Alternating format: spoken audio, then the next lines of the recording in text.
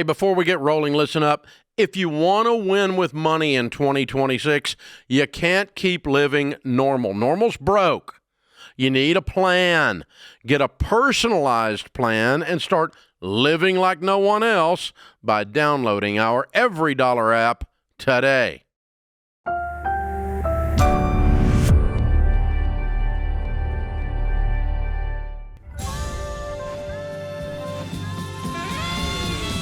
Normal is broke, common sense is weird, so we're here to help you transform your life. From the Ramsey Network and the Fairwinds Credit Union Studio, this is The Ramsey Show. Jade Warshaw, #1 best-selling author, Ramsey personality, is my co-host today. The number here, if you want to talk, is 888-825-5225, and we're going to talk about you right in front of you. Nancy's with us in Clarksville. Hey, Nancy, how are you?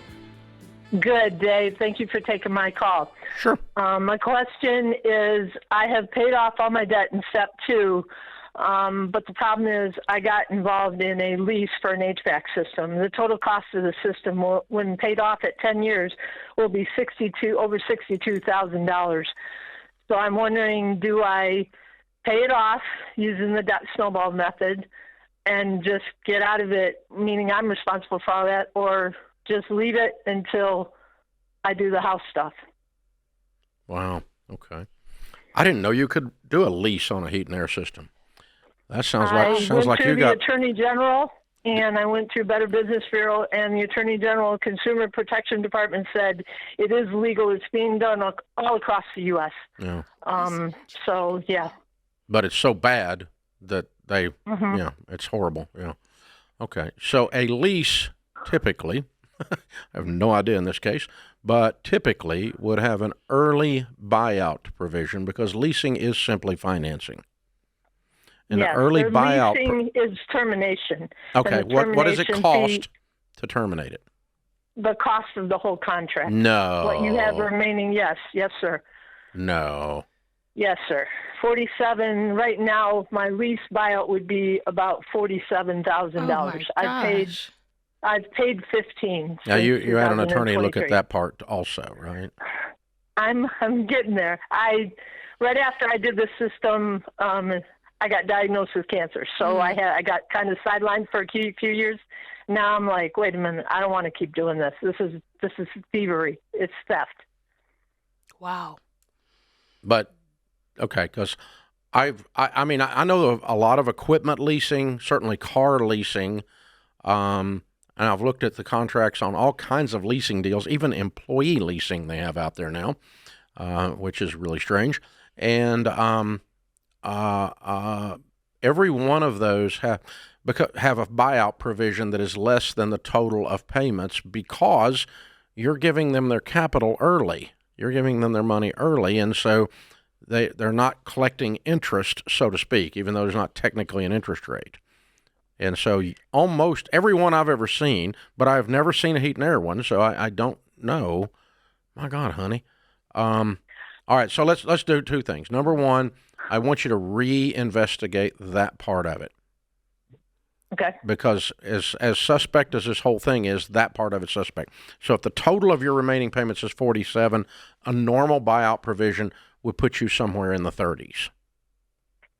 And the way you would do that, if that's the case, is instead of paying them in advance, like double payments like you would on a debt snowball, you simply save the money up. You pay yourself into a savings account and then write them one check. If there is a discount for early payout, okay? And there typically is. If there is not, either way, what is your income? And I just retired from federal service, so my income is roughly $2,400. Okay, this goes in baby step 6 then, because it is the equivalent of a second mortgage, and it's a lien on your house because it's a lien on your heating and air system, and you would pay it off in baby step 6 when you're paying off the house. Okay. What is your interest rate on your home? 2.25. Yeah. No bueno there. We leave that alone. Okay. Because if you had a higher interest rate, I would suggest refinancing and taking them out. Okay. My mortgage balance is 169. Yeah. 578. So when you get to baby step 6, you knock out the lease first, either way, whether you get a discount or not, because it's more than half your annual income. When a home equity loan or a second mortgage of any kind is more than half your annual income, we move it to baby step 6. Mm-hmm. Yeah. I've never heard of such a thing. I I'm have just now. shook. Yeah, there's a lot of things that I get on this show this is where Brand I new. learn about it. Yeah, Mm-hmm. and then I have to go look it up later and go, oh, it is a thing. So you know what else I didn't ask? She said federal employee. Clarksville is a base, military base. Oh, that's right. So Oh. these may be morons that are preying on our military people. Yeah, that's big. That's a Which problem. makes us like a double negative for this company that does that. So if your son is out there, Mom, and his new job is selling heat and air leases, tell him don't be a crook and go do something else with his life. Oh, there we go. There you go. I helped with that. Yeah. Just throw a dart out there into the universe and see if we can hit a balloon. Why not? Yeah. Whew, man. Oh, man. Because I did have that happen one time. I was ripping on the payday lenders at Yes. 800%. Yeah. Oh gosh. Yes. And a lady called and said, well, my son owns 2 of those stores. And I said, well, tell him to sell them and quit being scum. Uh-huh. He's ripping off poor people. He's oppressing the poor. Read about what happens in the Bible when you do that. It's not good for you. It's not a place you want to be. Messing with widows, orphans, and oppressing the poor. These are not 3 things you want to do in the Bible. And really, just as a matter of living your life properly. Hello. But, yeah, they're scum. They're scum. So, yeah, it shouldn't be. Don't be scummy. And then you're safe on this show. We'll leave you alone. We won't talk about you. We won't talk about your kid. We won't talk about you. We won't do any of that. Yeah. So interesting side note, the lease on a car, and I suspect it's true on a heating and air system, is the most expensive way to operate a vehicle. Several publications, including Ramsey Research, have done detailed research on this. And when you run the math out, so you can take a financial calculator and say, this is what the MSRP is on the car, which is what it's calculated on. Here's what the buyout is at the end of the lease. A closed-end lease always has a number after 3 years, 4 years, 7 years, whatever it is. You can buy the car for $12,000, but it was a $64,000 car or whatever it is. So you've got those 2 numbers, and then you have the number that is the monthly payment. When you put those into a financial calculator, you can figure out what the effective cost of capital is. That's a fancy way of saying the interest rate. However, interest rates are not disclosed on leases like they are on car loans, because the Federal Trade Commission requires they hand you one piece of paper with your APR on it. Even if they're screwing you, they have to hand you that piece of paper, and you'll look down and you'll see 38% or 28% or 12%. You'll know you got subprime, right? On a lease, you don't have to do that because lease is not technically borrowing money, but you can run out, but it is borrowing money. So that cost of capital, there's no cap. No cap at all, and no knowledge of what it is unless you know how to run a financial calculator. Wow. And I've done it on probably 40 or 50 leases over the years. Every time I do it, it comes out between 14 and 17%. And so those of you that are, I got my BMW on a lease because my accountant said that was the smartest way to do it, you're an idiot. You got hammered. You're paying 17%. You should fire your accountant and get rid of your Beamer. You're getting hammered. But you never did any math. You just thought you were sophisticated. Jeez. No, you wanted a Beamer. That's what it was. And there's a way to get a Beamer. Very little down, a lot a month, and very little at the end. Yeah, this is the problem.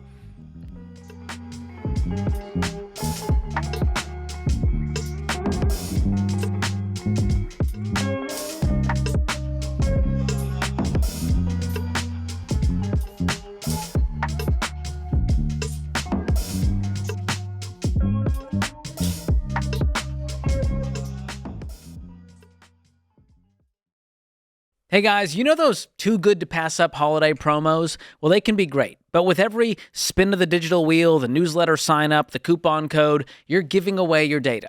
You think that info just stays with the store? I doubt it. It goes into the corners of cyberspace where data brokers grab it, repackage it, and sell it to spammers, scammers, and generally bad people. The FTC just reported consumers lost over $12.5 billion to fraud last year. And that's not just a number. That's your money, your time, and your privacy. And that's why I recommend Delete Me, your digital cleanup crew.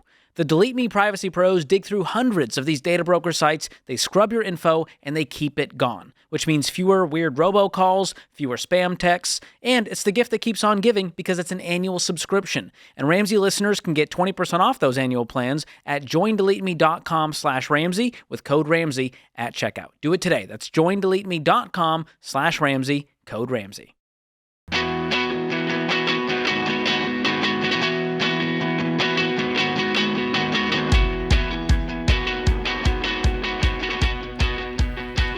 Jade Warshaw, Ramsey Personality, is my co-host today. Thank you for joining us. Michael is in Toronto. Hey, Michael, welcome to the Ramsey Show. Hey, thank you. What's up? So I'm currently 18, and by the time I graduate, I'm probably looking at $100,000 to $120,000 loan that I'm sitting at. And my current car is under my mom's name with her interest rates on it. And her credit got ruined by my dad leaving. And I'm looking to switch the car with a way less percentage of interest, but I have to max out my credit cards for the for the down payment to put on it. And I don't know what to do, if it's even worth it or not. What's your car? What do you owe on the car? I'm sitting. So I bought the car at $30,000. I'm looking at $41,000 right now. And you're a college student. First year, yes. With a $40,000 freaking car. What are you doing with a $40,000 car? You're a college student. I had a $70,000 car and another $60,000. I sold it. I made profit, but my mom's credit got ruined, and they gave me a 12% interest on it, and I didn't realize till yesterday when I checked, and I only had it for 5 months. I don't think this is your mom's fault. You bought a $30,000 car and you're in a $40,000 car and you're in college. Mm-hmm. You get a $4,000 car. Do you make any money? What's your income? So I'm sitting at $1,000 to $1,500 from my work at retail, and I had side businesses before, and I had like about $70,000. I blew it all, and now I make maybe $500 to $1,000 from my side businesses a month. Okay. Do you have any money saved? Nothing. I'm in debt by credit cards. Okay. So the car, you owe $41,000 on it. If you sold it private sale, what's it worth? Or your mom sold right it? now with a trade-in, they're giving me $28,700. Oh my gosh. That's a trade-in. Yeah. $12,000 negative equity on it. Okay, but let's look at, that's your homework, is to look at the Kelley Blue Book value if you did private sale, because you're going to get more for it. I did. It's $30,500. $30,500. Okay. If I were in your shoes, But I can't. There's a lien on the car that I can't pay. Yeah, I mean, you make $1,000 a month. Your car payment's more than that, isn't it? My car payments comes exactly to $1,000 Oh with my insurance. So how are you paying it? credit cards? Basically everything I got. No, I can't put it on credit. It's debit. Basically everything. I mean, I if you make $1,000 a month and you spend $1,000 a month on your car, you don't have money to put gas in it, and you don't have money to eat. So This math doesn't work, eat out honey. a lot. I don't know how.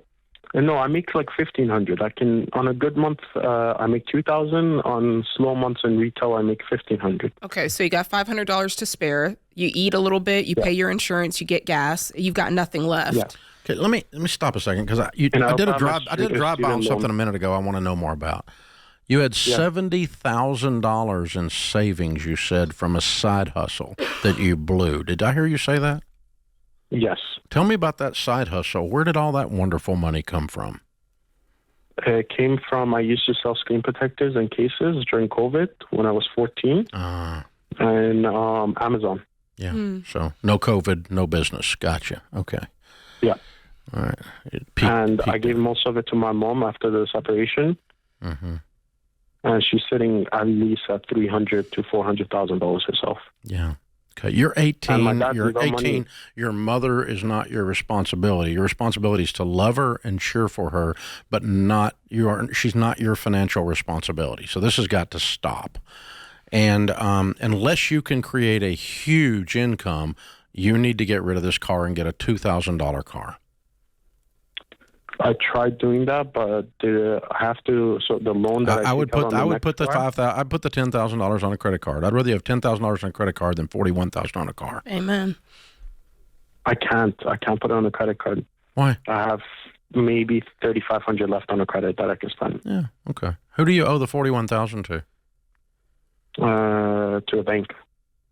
Go down and talk to the bank about signing a note for the difference. Do that, right? And then what about on the new car? So that's the thing that doesn't make sense to me. On the new car that I looked at that I'm going to get, same monthly payments instead of 96-month loan. It's I didn't say anything about monthly payments. So I said get a $2,000 car. Cash. Because we tried when we went to the bank. But I didn't want you to go to the bank. I want you to come up with $2,000 and go buy a car. Just buy a car? Yeah. Are you in school full time? Yeah. Are you on campus? You're at home or at home?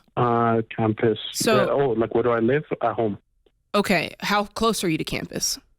What I'm getting at is you might go through 2 months where you don't have a vehicle and you make it work. And instead of using that $1,000 a month to pay for a car note, you use it to save up and get yourself a little beater car is what we're saying. Have one of your buddies take you to class. An hour away from campus. Okay. All right. Okay, here's the thing. We keep throwing suggestions out, and the only answer you've got is it doesn't work. So let me tell you what doesn't work. Your life the way you have it set up right now. Your situation sucks beyond belief. The decisions you have made are beyond suicidal financially. So you've got to throw a stick of dynamite in the middle of this freaking mess you've created. And it's going to be really uncomfortable. But you know what's going to be more uncomfortable? You sit there in this pile of stuff, and you're going to smell like this stuff as long as you sit there in it, coming up with excuses to sit there in it. Mm-hmm. So you have got to get rid of this mess. You've got to create a big... You may need to quit school. You need to go get some dadgum money and start cleaning up this mess. So I want you working like 80, 90 hours a week, going to school on caffeine and doing what normal people do when they get in this instead of telling me, oh, my mom got screwed over by my dad when he left. I'm sorry, but that doesn't mean you buy a $70,000 car while you're in college and downgrade it to a $41,000 car and act like that's smart. Nowhere in this conversation is smart. Smart didn't come up today. No, okay? No, it didn't. It didn't even show up here. So, dude, you've got to get rid of the car, and you've got to figure this out some way or another. Now, we're giving you lots of suggestions, okay? Get a buddy that's in the neighborhood to take you to college. Quit college for a year and take you a gap year and go clean this mess up while you work like a freaking maniac. But you are, man, you cannot, there's nothing in this that the math works. 6th graders could tell you this math doesn't work. This is a mess.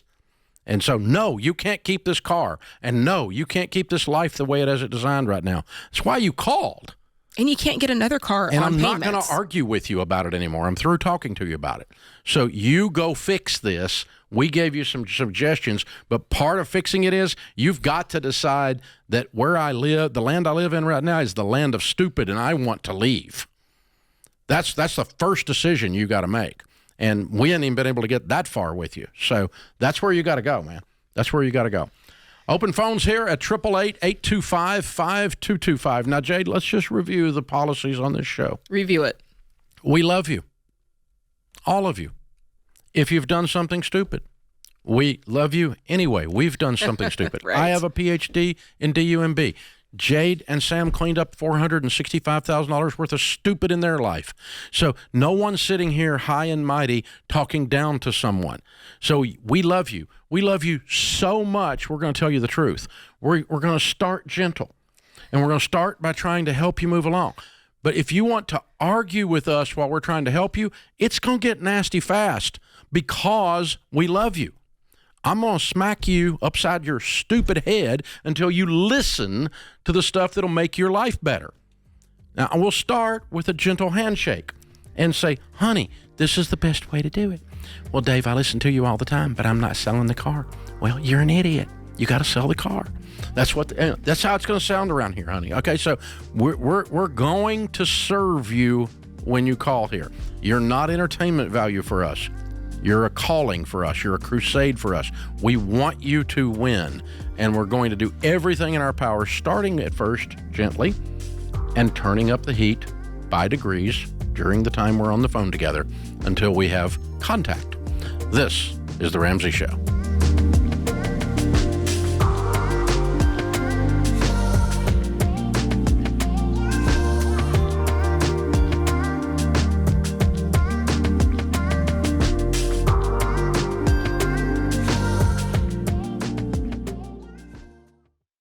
Dave, we got a lot of calls on this show where life happens. One day someone's healthy, they're working, providing for their family, and then a curveball hits. You know, we hear it all the time. A car accident, a cancer diagnosis, a heart attack, and suddenly everything changes. Yeah, and that's why you've always said that having term life insurance from Xander is essential, because it protects your family if the worst happens. Yeah, that's right. You need 10 to 12 times your income in coverage. No gimmicks, no whole life junk, just straightforward term life protection. But there's another piece that people often overlook, and that's long-term disability insurance. Yeah, it's important to understand the difference between them. Life insurance steps in when you die. Disability insurance steps in while you're alive but can't work. So it replaces a large part of your income so the bills still get paid while you get back on your feet. Now, if your employer gives you free disability insurance, great, take it. If it's discounted there at a better price, take it. But if not, Xander can help you find the right plan. Whether you're single or married, it's not optional. If you're going to be out of work for a while, then you need to make sure the money's still showing up. And that's why Xander is our go-to. They make it super simple to get the right coverage at the best price, no pressure, no upselling. I've trusted Jeff Xander and Xander Insurance for over 25 years, and so has my family. So don't wait. It's fast, it's easy, and it could make all the difference. Go to Xander.com or call 800-356-4282. Protect yourself, protect your income, protect your family.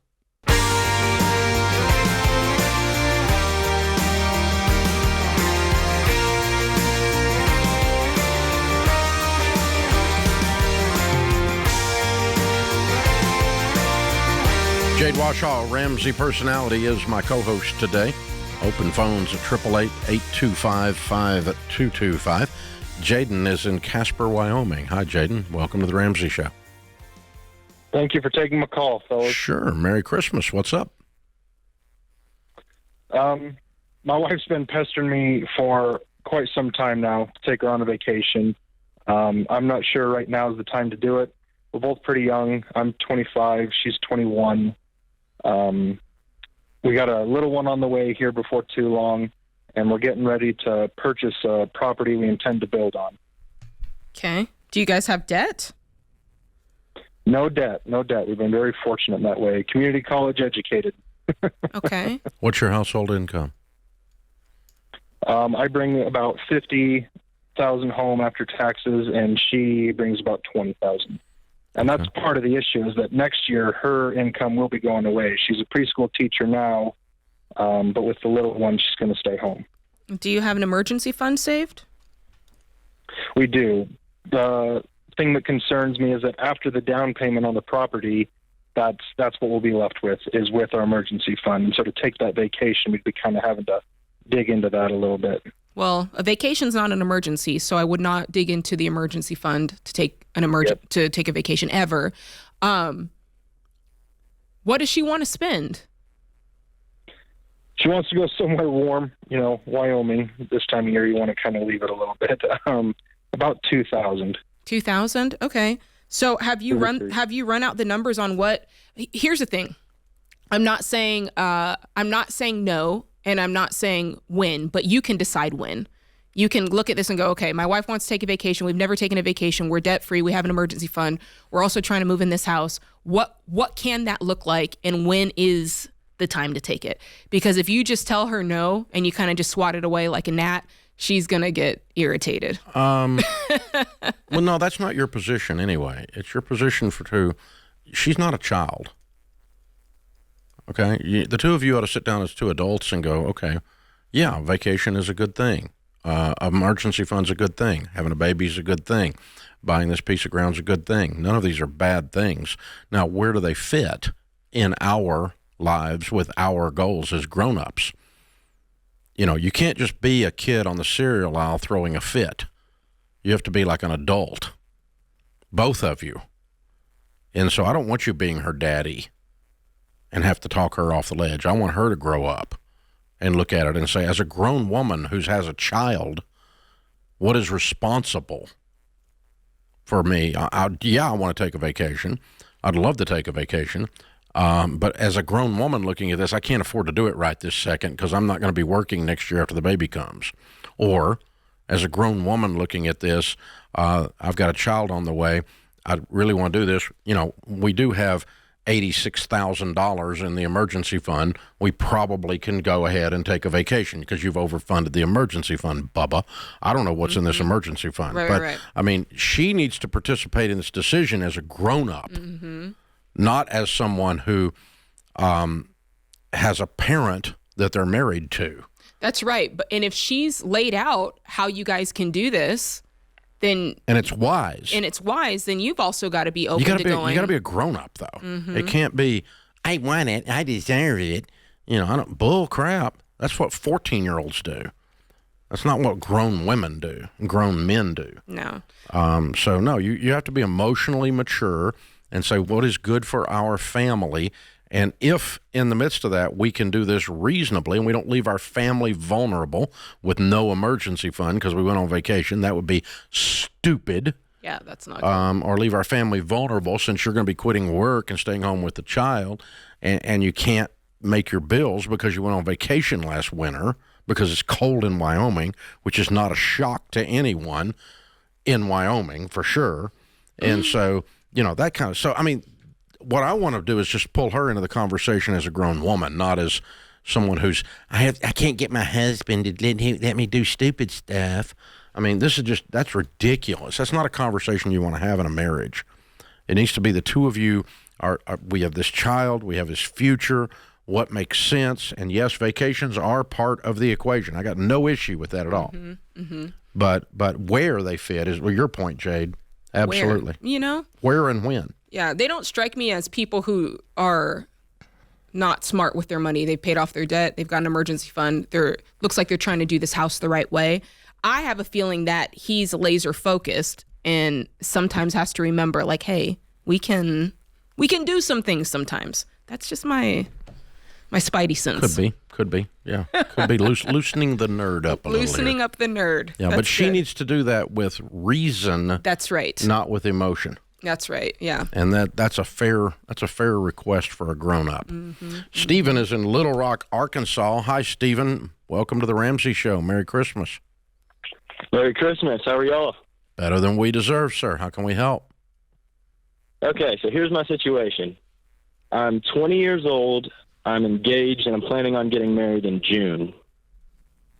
And that being said, we're looking to get an apartment together in June because that's what you do. You move in together once you get married. Facts. I'm completely debt-free. She has a little bit of student loan debt, but that's kind of beside the point. The question for me is my grandma opened up a credit card for me to use strictly as a gas card.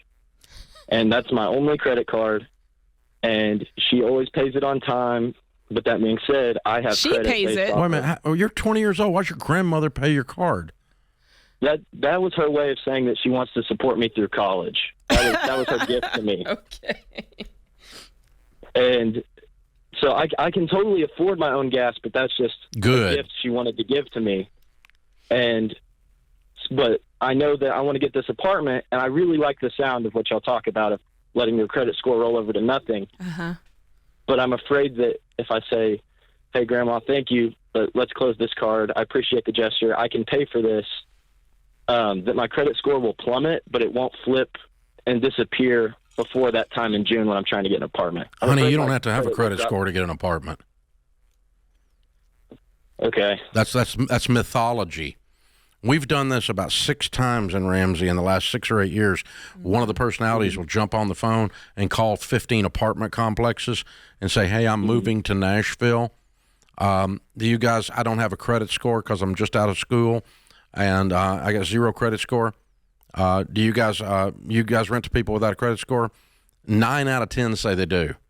Some of them, a couple of them want an extra deposit.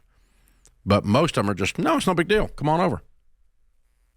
That's just complete mythology that people have spread out there among your age group. Mm-hmm. It's just not true. Exactly. 9 out of 10 don't care if you have a credit score. Awesome. I did not know that. I was under the impression that my credit score would plummet, and that might jeopardize whether or not we'd be able to move in. Your credits, when you stop borrowing money, your credit score will go away. It's not going to plummet. It's just going to disappear. But to Dave's point, he's right. There are plenty of places that you don't need a credit score to go, and so you'll just do your due diligence and find one. Yeah. Just can't rent from those guys because they require one.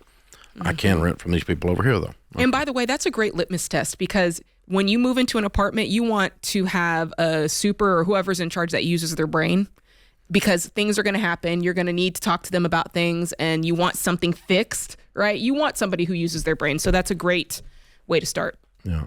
And if the only way they approve you is by a number, that's not using your brain by definition. No. So, yeah. Very good. Good stuff. Yeah, you can look those calls up. We've had different personalities do this over the years, and they're on the YouTube channel, and you can see them making phone calls to the apartments, and it's recorded, and you can hear the conversation. Yeah, George did one on the fine print, remember? Mm-hmm. Yeah, that's the one I remember. And he did. He went out and he was able to call them, and there were plenty that did. You just have to call around a little bit. It's not going to be it may not be the first doorstep that you go to. That's all. Yeah. And yes, it'll be good for your marriage to get off the grandmother dole. I know, that's right. Wow. Good for you. Good for you, Stephen. Well done, sir. This is The Ramsey Show.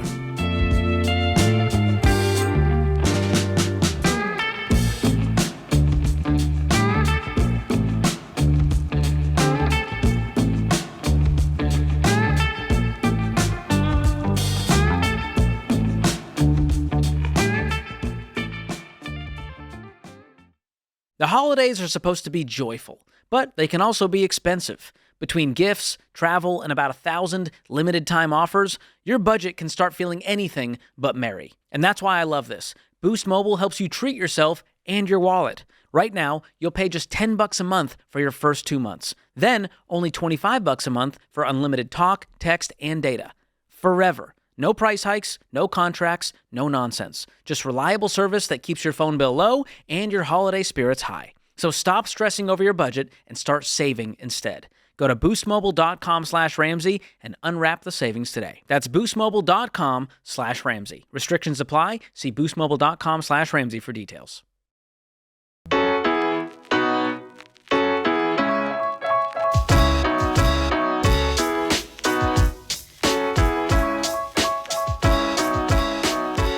Thank you for joining us, America. Open phones at 888-825-5225.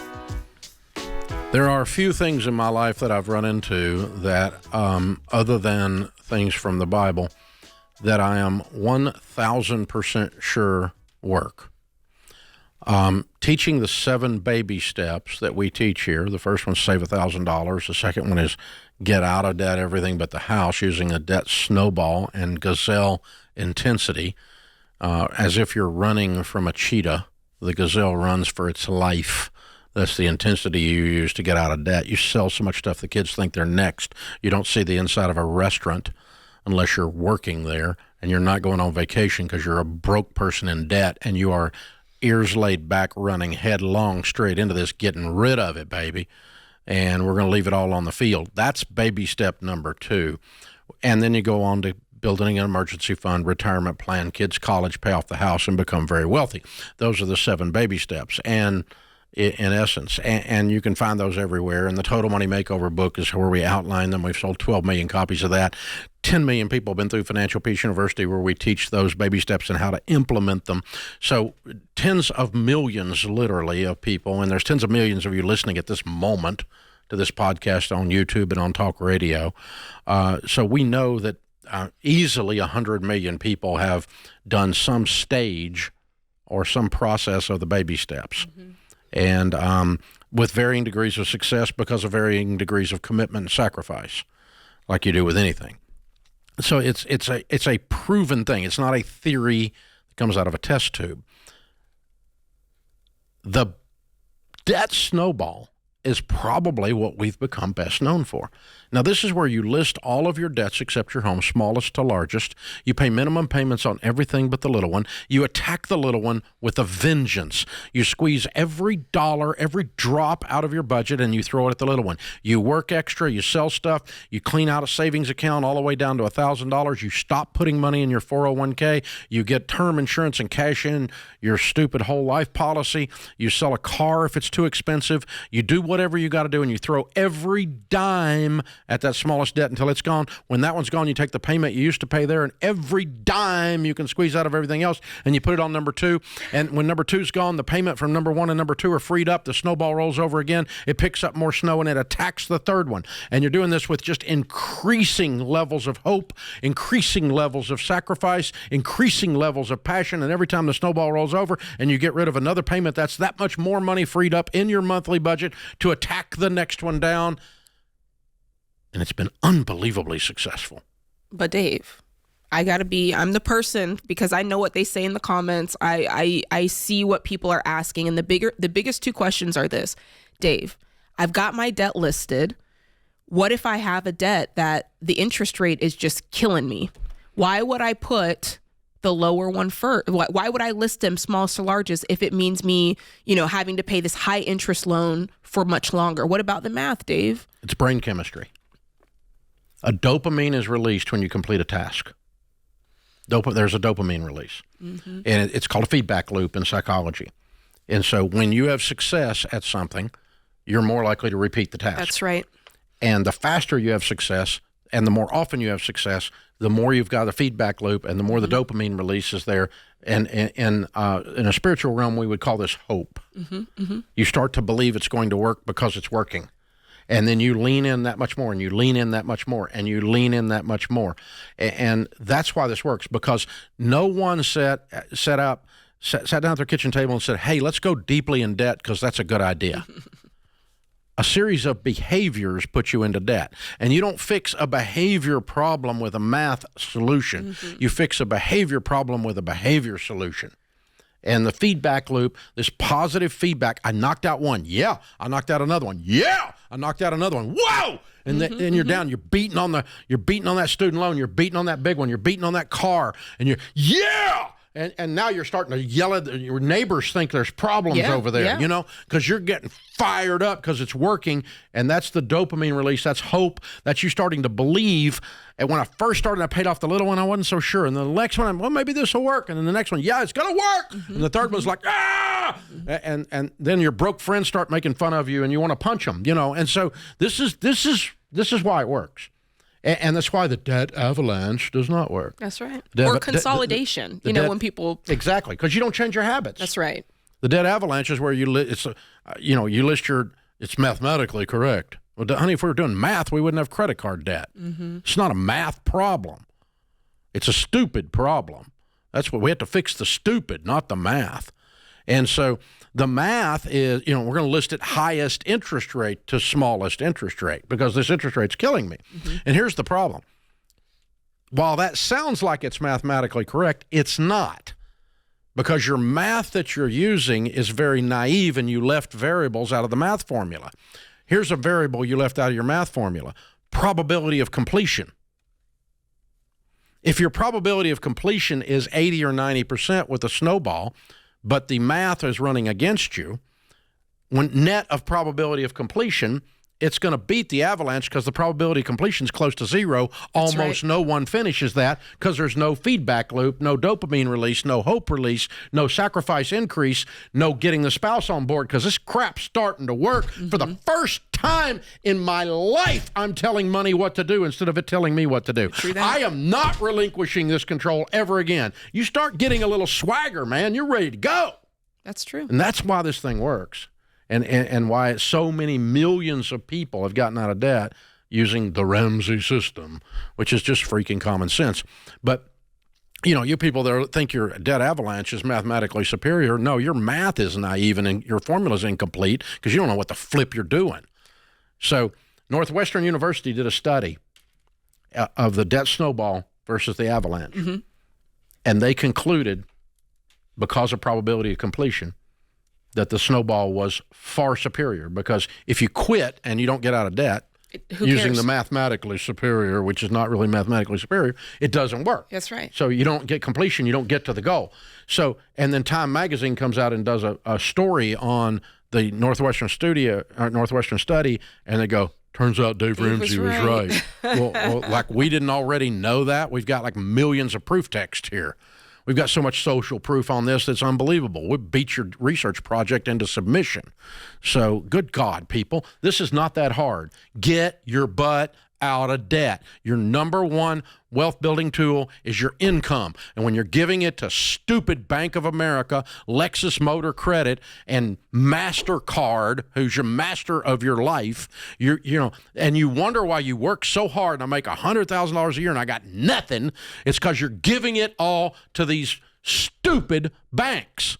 And you've got to get back control of your life. You work too hard to be broke, people.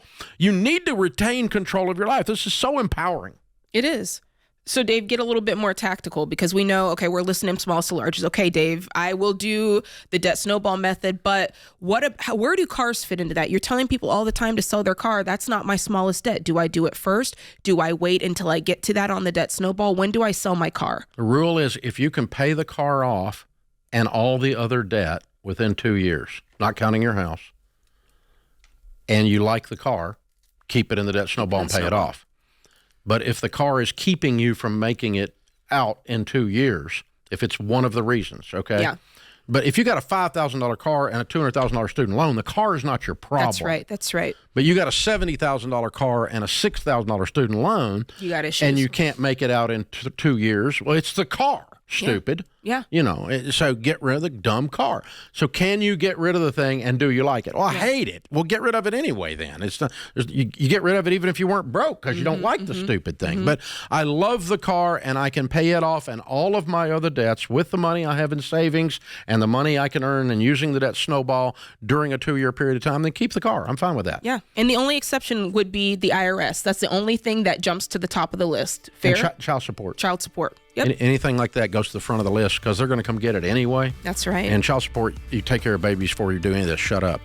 But the IRS is going to get their pound of flesh, so you need to put them at the front and get rid of them as soon as possible. They have collection abilities nobody else has. This is The Ramsey Show.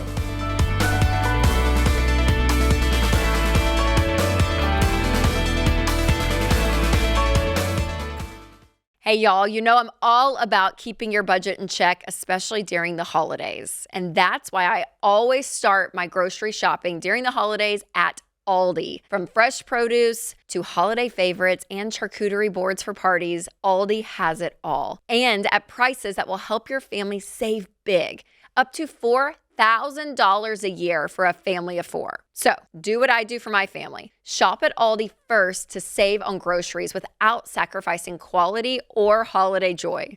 Find a store near you at aldi.us. That's ALDI.us. Savings based on regional analysis of Aldi versus select competitors. Prices may vary by location, product availability, and the market.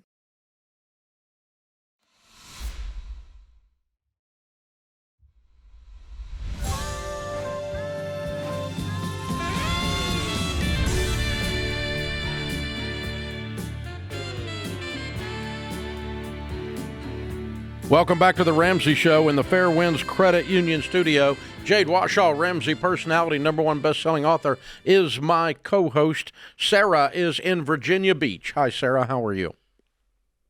Hi, I'm doing well. How are you? Better than we deserve. What's up? I guess I have a question about debt and merging everything. I'm a newlywed. Me and my husband recently got married in December 12th, 2024, and I didn't know that he wasn't as financially responsible as I thought. He has, I guess, been more secretive about his debt. I'm a bit more, open about it, and he wants to merge accounts, but I'm not comfortable with doing it as of yet because he's kind of been very secretive and has lied to me about certain debts.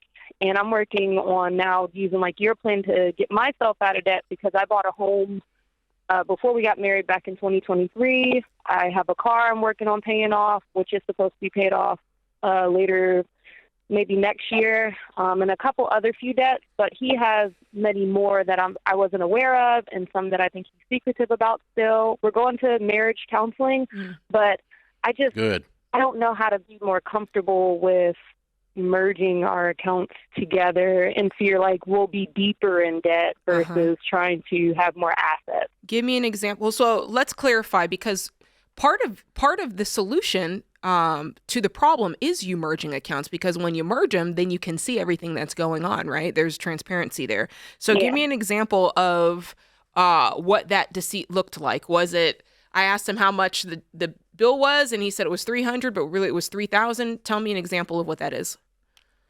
Yeah, so when he moved into the home out of his rental, it was that he wasn't making enough at the moment because he needed to still finish paying off like electricity bills, gas bill, things like that. So I told him, okay, how long did you need to do that? And it was about 2 months. Okay. And so when I was waiting for that time frame, I had got a bill in the mail, and it was from the gas company. And when I had asked him if he paid it, he told me yes. But when I ended up calling them, they told me that there was still a balance of $1,200 for a gas bill. So and when you asked him about that, what did he say? He told me that it was paid. I never informed him that I called them until a little later, and he told me that he would end up taking care of it. So, I mean, when you said, I called them and you lied, you didn't pay it, what did he say? He just said that I did. It was just firm. He was firm about that he did pay it until I showed him like the bill. And then was he like, oh my gosh, I didn't realize there was still an outstanding balance? We're just really trying to get here's what I'm trying to get an understanding of. Are you dealing with a liar? Or are you dealing with somebody who's disorganized and chaotic? Right. It's more, he has lied about many things.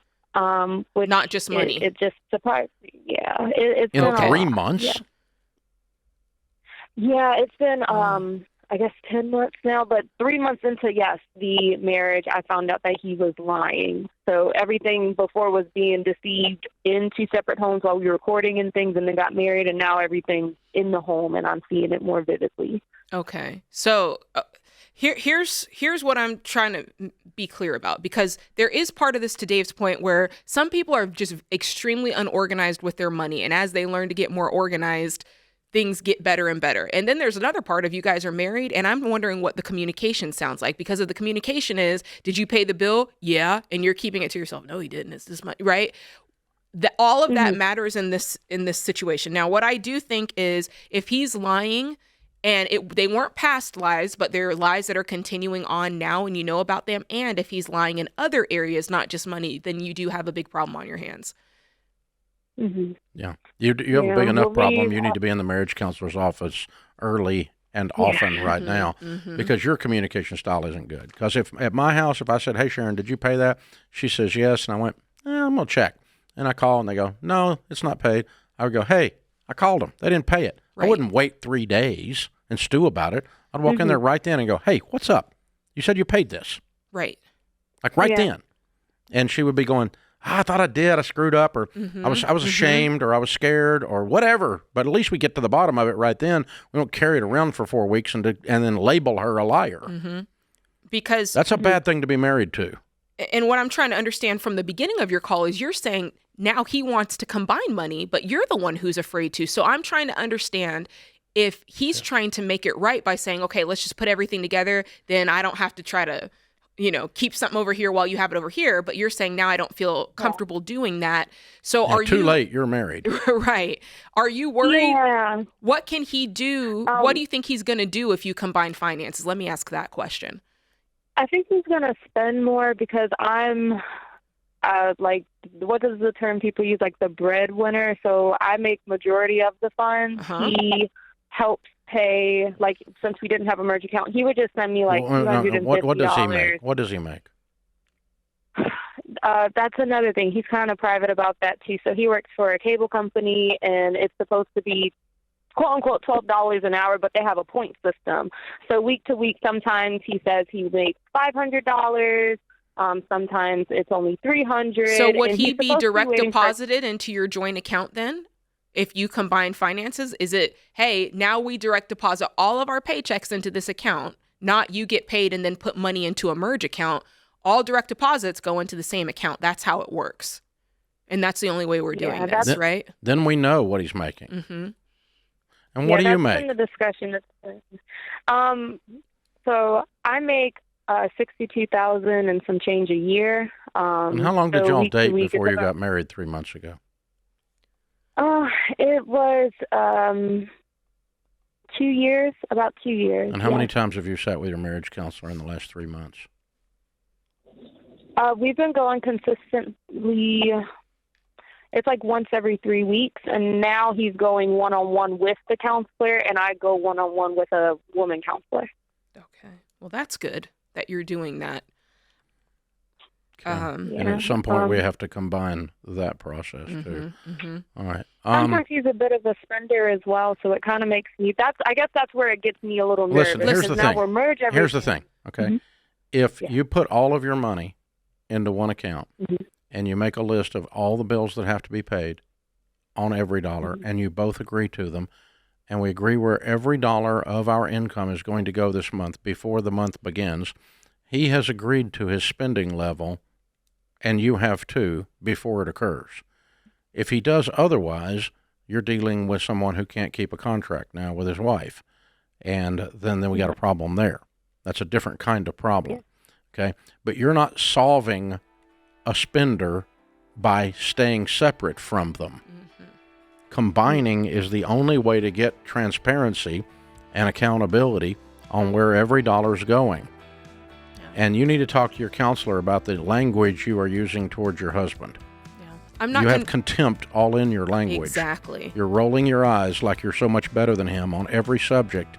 And that is one of the four horsemen of the apocalypse, the primary reason people get divorced, when contempt rolls in. So you've got to solve for that, or this marriage isn't going to make it.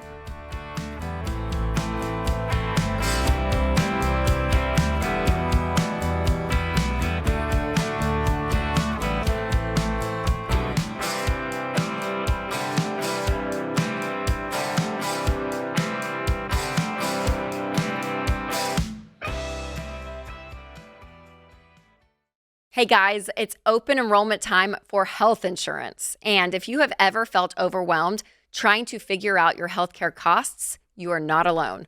For a lot of families, healthcare is one of the biggest line items in the budget, and it gets more confusing every year. But you don't have to settle.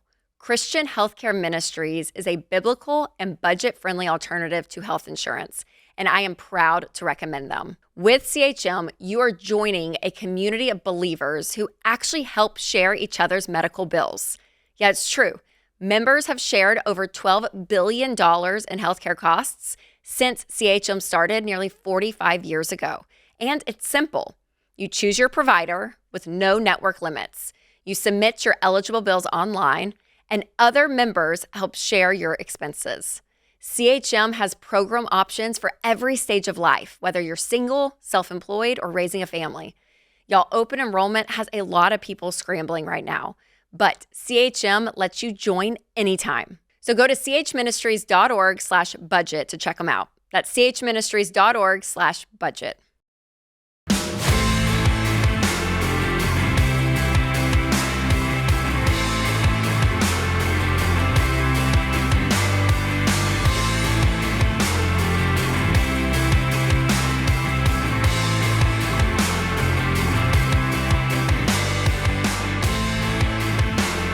Jade Warshaw, Ramsey Personality, is my co-host. 888-825-5225.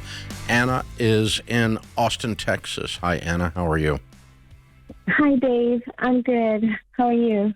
Better than I deserve. What's up? Well, this weekend I received some devastating news that my husband was scammed out of almost his entire 401k. Ooh.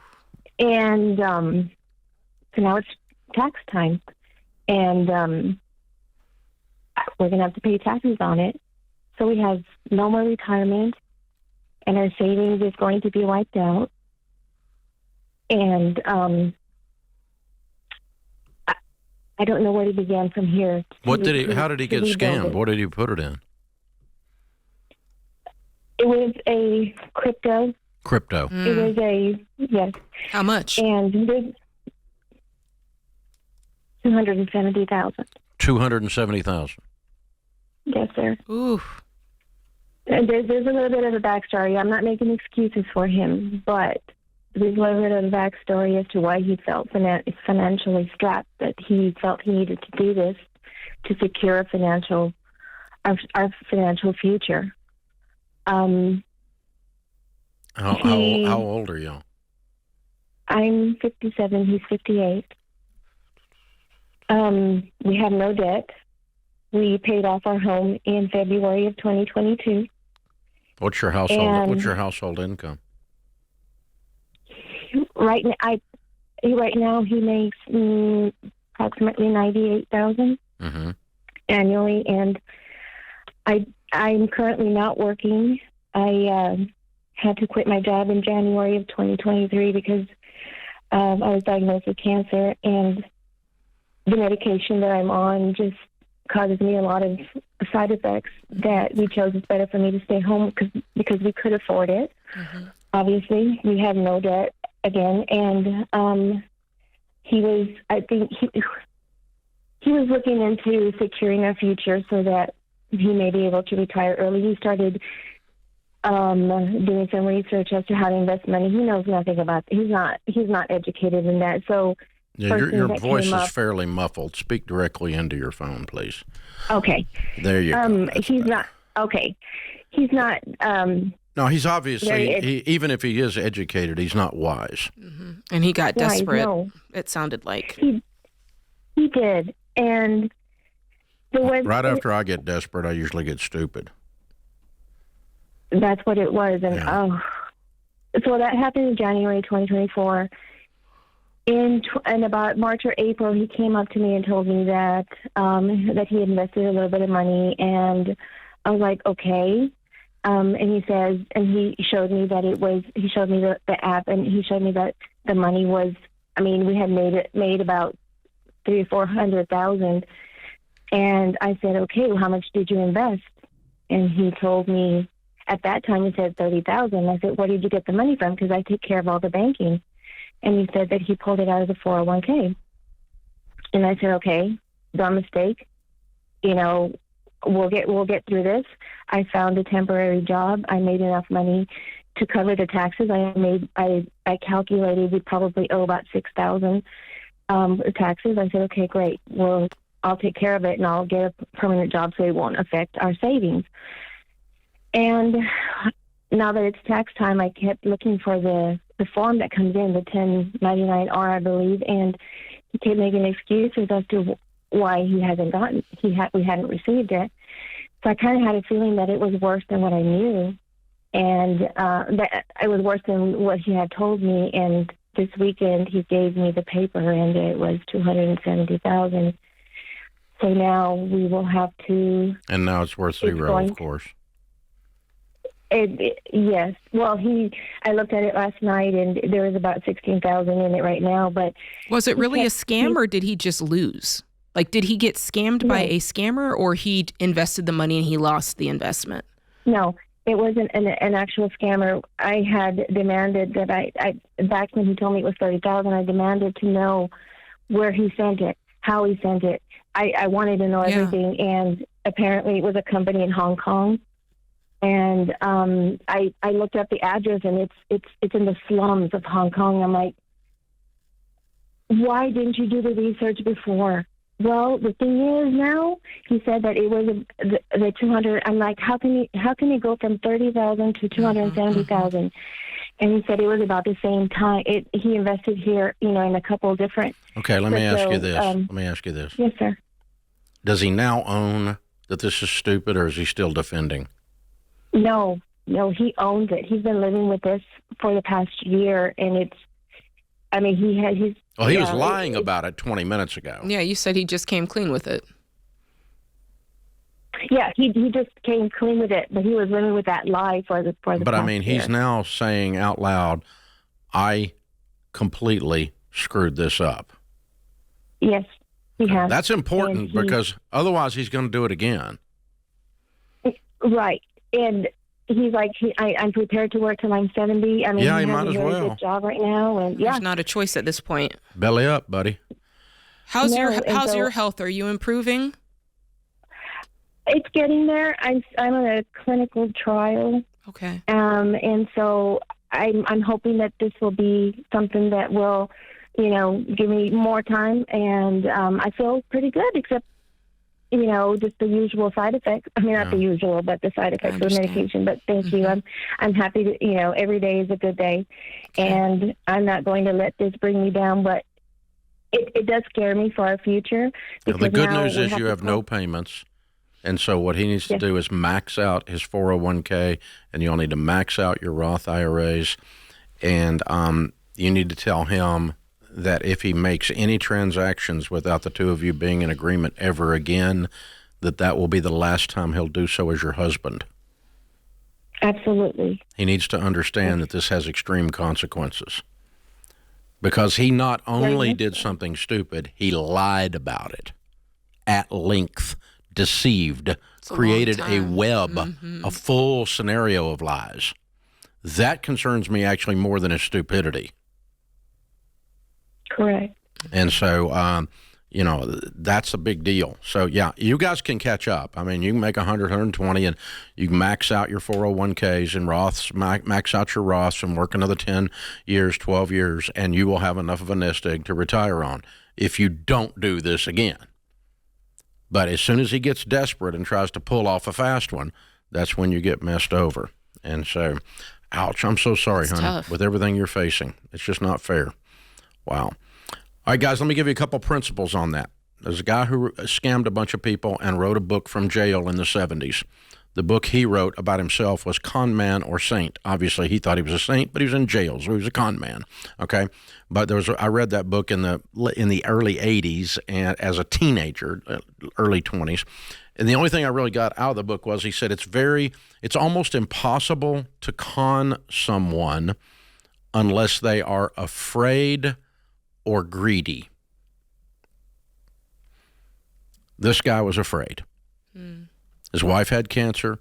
He's trying to get a bunch of money so that he can not have to work and take care of her. Yeah. And he got desperate based on fear, and he said that set him up in the emotional category to be conned. The other crypto people that get conned are the greedy ones. They're trying to make double your money in 20 minutes because I'm the cool kid and I'm the smart one, and I grew up with a cell phone in my hand, a smartphone in my hand, so I know everything about digital. No, you don't. You're a greedy fool, and you're going to lose your butt in crypto also. The second thing you can do is, who can find a virtuous wife, for her worth is far above rubies. The heart of her husband safely trusts her, and he will have no lack of gain. If you have to hide the investment or the financial move from your spouse, warning, warning, Red warning, flag. you're screwing up. I have no lack of gain because Sharon and I talk about it before we do it, and it keeps me on the rails. This is The Ramsey Show.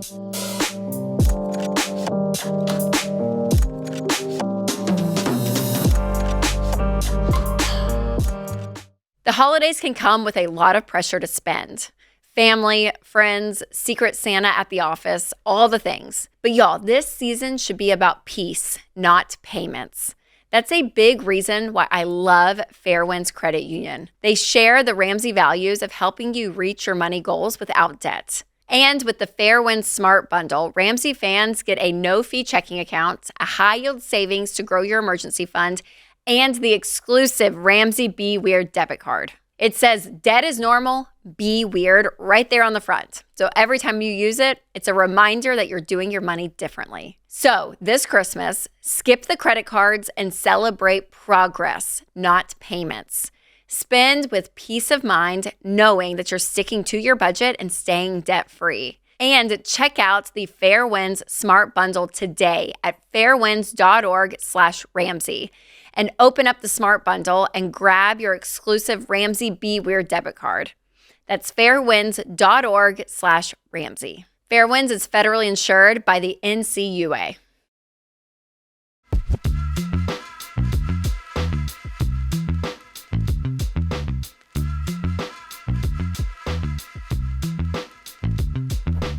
The all-new Every Dollar is here. It's way more than just our world-class budgeting app. Ton of advanced features to help you make faster progress with your money and show you hand by hand how to follow the Ramsey way. The average person finds thousands of dollars in margin in the first 15 minutes of using the app. And that gets you started to work your way out of debt, into wealth, and into generosity. Start Every Dollar for free today. Get it in the App Store or on Google Play. The world's best financial tool, Every Dollar, the all-new one. Check it out. South Dakota's calling. Sarah's with us. Hi, Sarah. Hey, how are you guys today? Better than we deserve. What's up in your world? Well, just have a quick question. So, my husband and I got a term life insurance policy through Xander when our son was first born. But that was 15 years ago. And since then, life has hit a little bit. We are still making progress with our debt snowball. We're actually planning to pay off our last debt by hopefully February. However, we're not there yet. But over the years, our income has increased quite a bit. So when we were first married, we were making about $70 combined. Now we're making about $180. So my question is, why is it taking you 15 years to get out of debt? Well, maybe weren't so gazelle intense. Like not at all. Okay. Right. But we're getting there now. So we're getting really close, and we everything you still have a mortgage, and you still have what else? We have $8,000 on my student loan, and we've got our mortgage, and that is all we have left. Wow. So what's the question today? So the question today, we are curious, do we need to consider increasing our life insurance through Xander, given that our income has gone up? I know the recommendation is like 10 to 12% That's right. your overall income, or because we're so close to being debt-free, do we not need to take that approach because ultimately we'll be self-funded through insurance? No, you need to extend, because being self-insured would denote that you've got a massive nest egg of wealth that can cover you when those situations arise, and you don't have that just yet. If you keep going with intensity, you will. But if you play the next 15 years like you've played this last 15 years, you're still going to be in debt. You'll still have a mortgage. Well, we are definitely not looking to do that. We're definitely looking to attack that mortgage as soon as the student loan's paid off. So everything when that you we're have paying for enough the student money, loan now, when you have enough money in investments, that the income off of the investments will support you if he dies, then you're self-insured. You're not there. We want you to be okay if something happens to him, and you're not there. Okay? And we want him to be okay if something happens to you, and make sure the kiddos are fed and so forth. And that would be that, and so if you had $1 million and it was producing 10%, that'd be $100,000. Okay? And that won't even take care of you now because you're making 180. And so you'd need about $2 million in investments right now and zero debt in order to be self-insured, equal to, having the right amount of life insurance. So you need to increase your life insurance and buy new policies. Yeah, if your 15-year fixed policy is running out, buy new ones. Yeah. And and here's the thing: if you do get intense, if that did happen and you get out of debt and you look up and there's $1 million or $2 million in investments and zero debt, you can cancel the life insurance.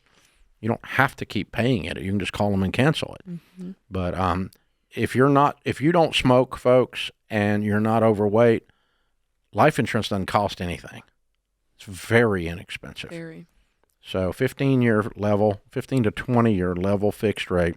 And the idea is that during that 15 years, you pay off your mortgage. Well, yeah. And you get out of debt. And you build up some investments. And the kids grow up and leave. That's right. During that 15 to 20 years. And so we don't have kiddos to take care of. We've got a pile of money. And you work your way into a net worth that allows you to be Drop self-insured. the policy. And so, but you guys have been slow, so you get to re-up your life insurance. And then you can always drop it later, but for right now, you're not ready. That's a good question. Yeah. Felix is in Los Angeles. Hi, Felix. How are you? Hi, Dave. Thank you so much for the opportunity to be on the show. Sure. I'm calling today to get your advice on my current living situation. I work for a government utilities agency in Los Angeles as an engineer. I currently live in downtown LA. I'm paying about $3,000 in rent per month, and I just turned 30 this year. And I watch your show. I hear, your advice about ownership and owning a home someday, and that's a goal for mine for my life as well. And I wanted to get your thoughts on renewing my lease, which expires this month, or going back home to stay with my parents. Well, how much do you bring home every month? So after tax, I bring home about somewhere between $6,000 to $6,500. So what you're telling me is your rent's 50% of your take home. Yes, it's around that. If you include utilities and I know survival. it. Yeah. So I think there's one of two things that can happen here. You can either figure out a way to bust free and suddenly make $20,000, a month, or you can look for some place that's far less expensive for rent. What would you do if you moved, away and moved towards where your family is? What would you do for a living? Well, I would still be an engineer. My family stays in Fontana, which is about maybe 50 miles away from Los Angeles. Yeah. So I would. You have an engineering degree?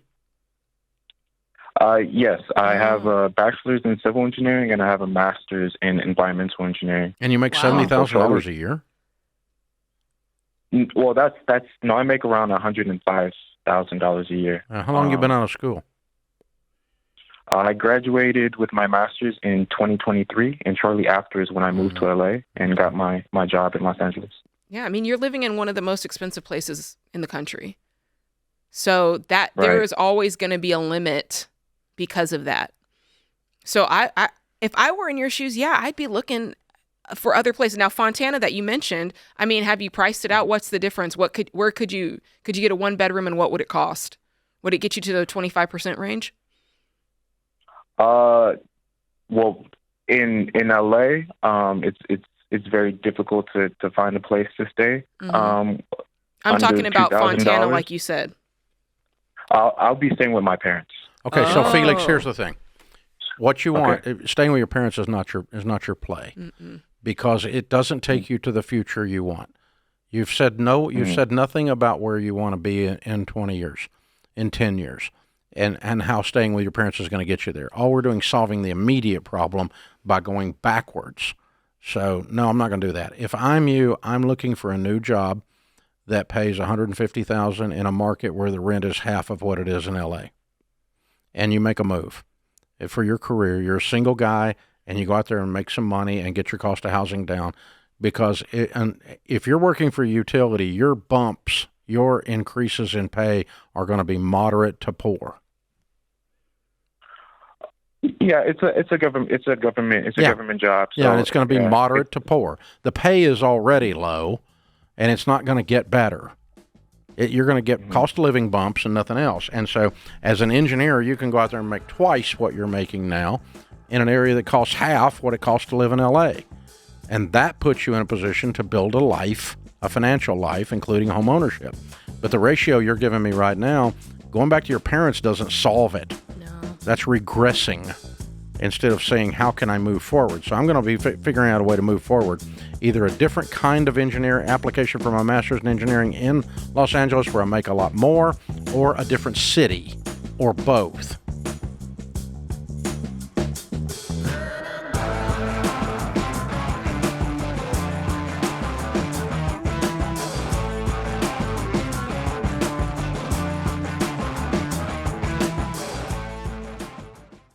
Owning a business can be a heavy load. You want to serve your customers well, make a healthy profit, and grow. And your team, family, and customers are all counting on you.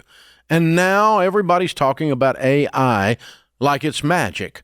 And you're wondering how to keep up. You're carrying a lot, but you don't have to do it all alone. That's where NetSuite comes in. Over 43,000 businesses, including Ramsey Solutions, use NetSuite to lighten the load by bringing all their numbers into one system. Accounting, inventory, CRM, payroll, the works. And now NetSuite's AI takes it further, automating busy work, flagging inventory issues, spotting cash flow problems in real time, and catching risks before they hit.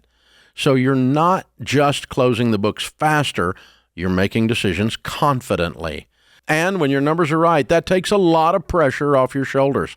And yeah, switching systems is a big move. But NetSuite's Suite Success process gets you up and running fast. Go to netsuite.com/Ramsey for a free product tour and to schedule time with a NetSuite rep. That's netsuite.com/Ramsey.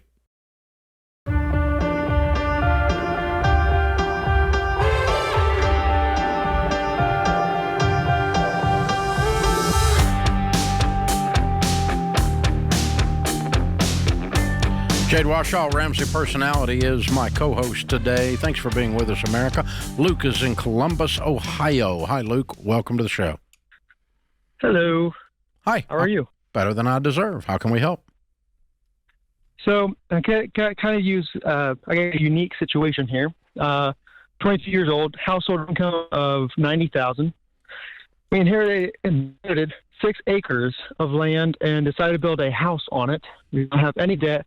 We have not taken any loans on the house. I've built it so far where you got the roof, walls, and siding, and almost done with utilities. But our goal is that I pay for all the bills, and then my wife, she pays for all the materials for the house.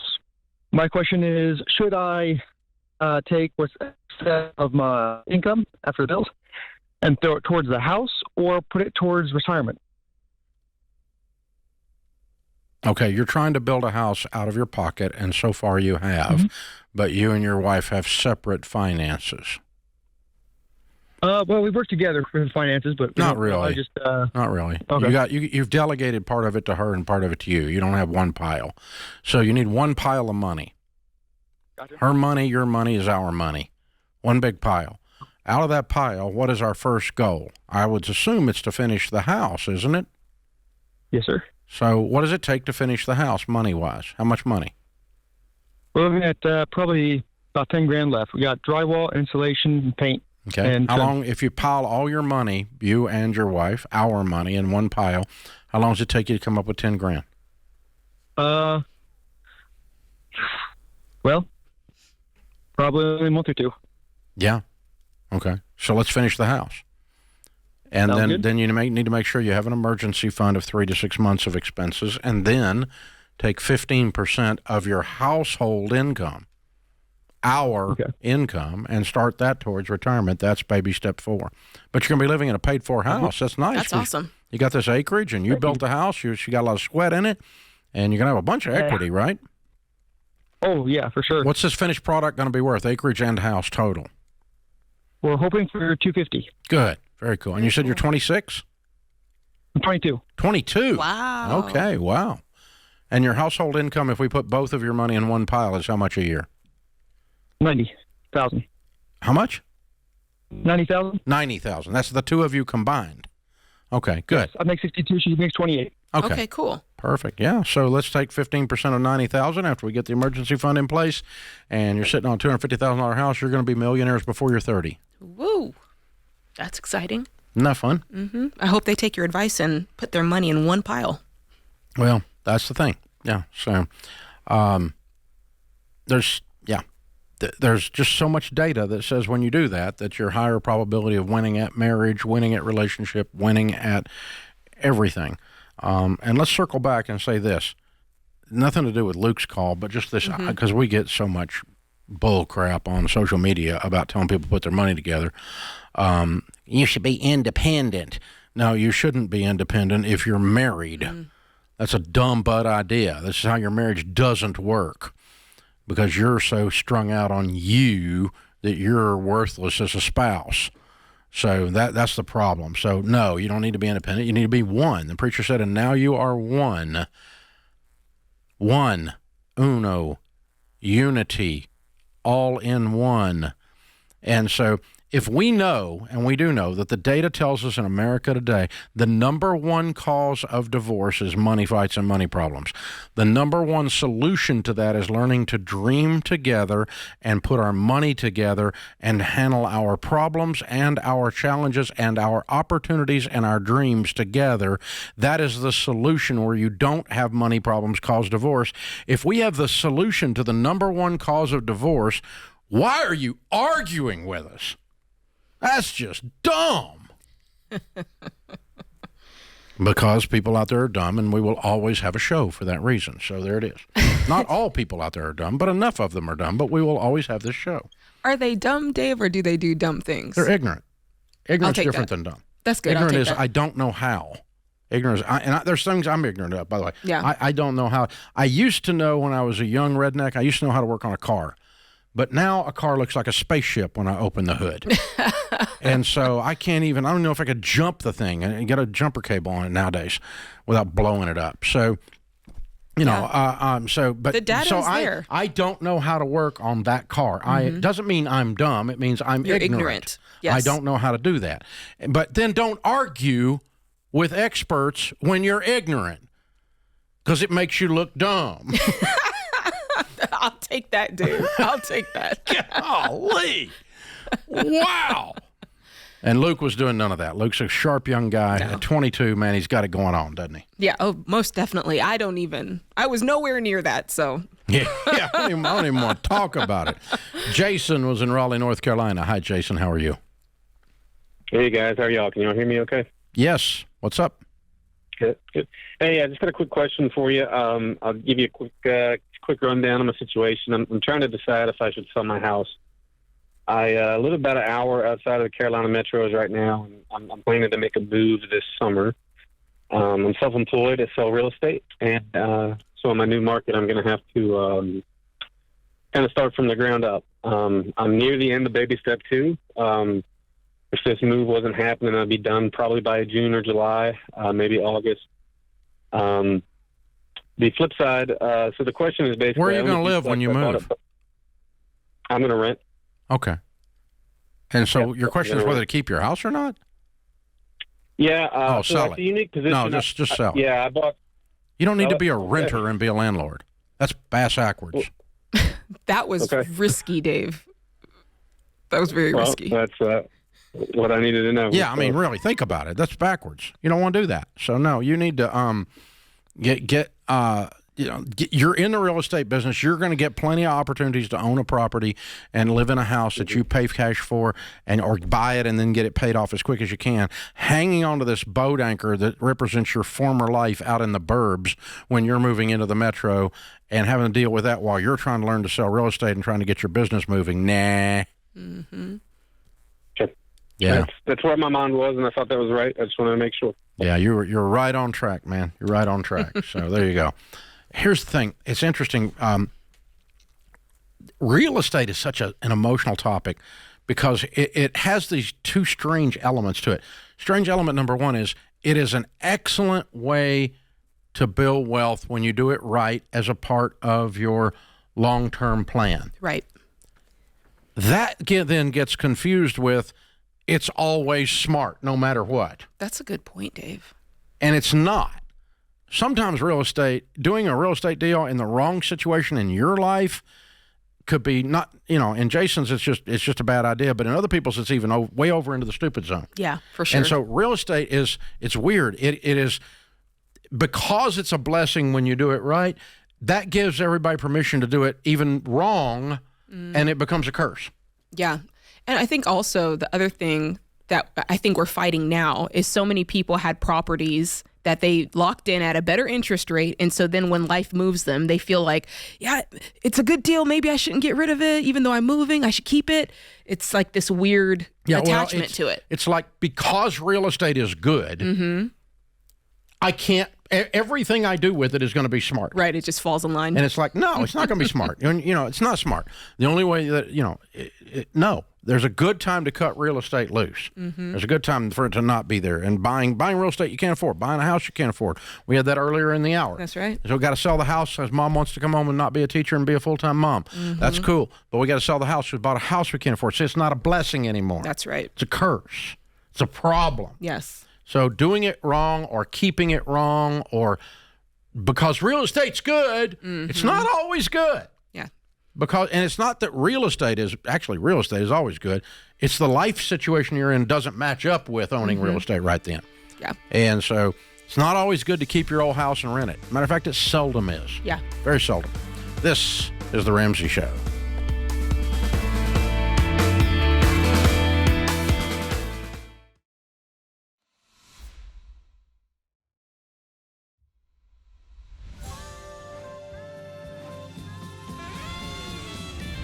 Welcome back to the Ramsey Show in the Fairwinds Credit Union studio. Jade Warshaw, Ramsey personality, #1 best-selling author, is my co-host today. Alyssa is with us in Chicago. Hi, Alyssa. How are you? I'm good. How are you? Better than I deserve. What's up? My question is, how much is too much to spend on a wedding? Okay. That's cool. How much are you thinking about spending? $60,000. Ooh. Cool. Nice wedding. Good. Yeah. Okay. Do you have $60,000? So we're actively saving to get to. We have about half right now. So by next September, when the wedding would be, we would have that.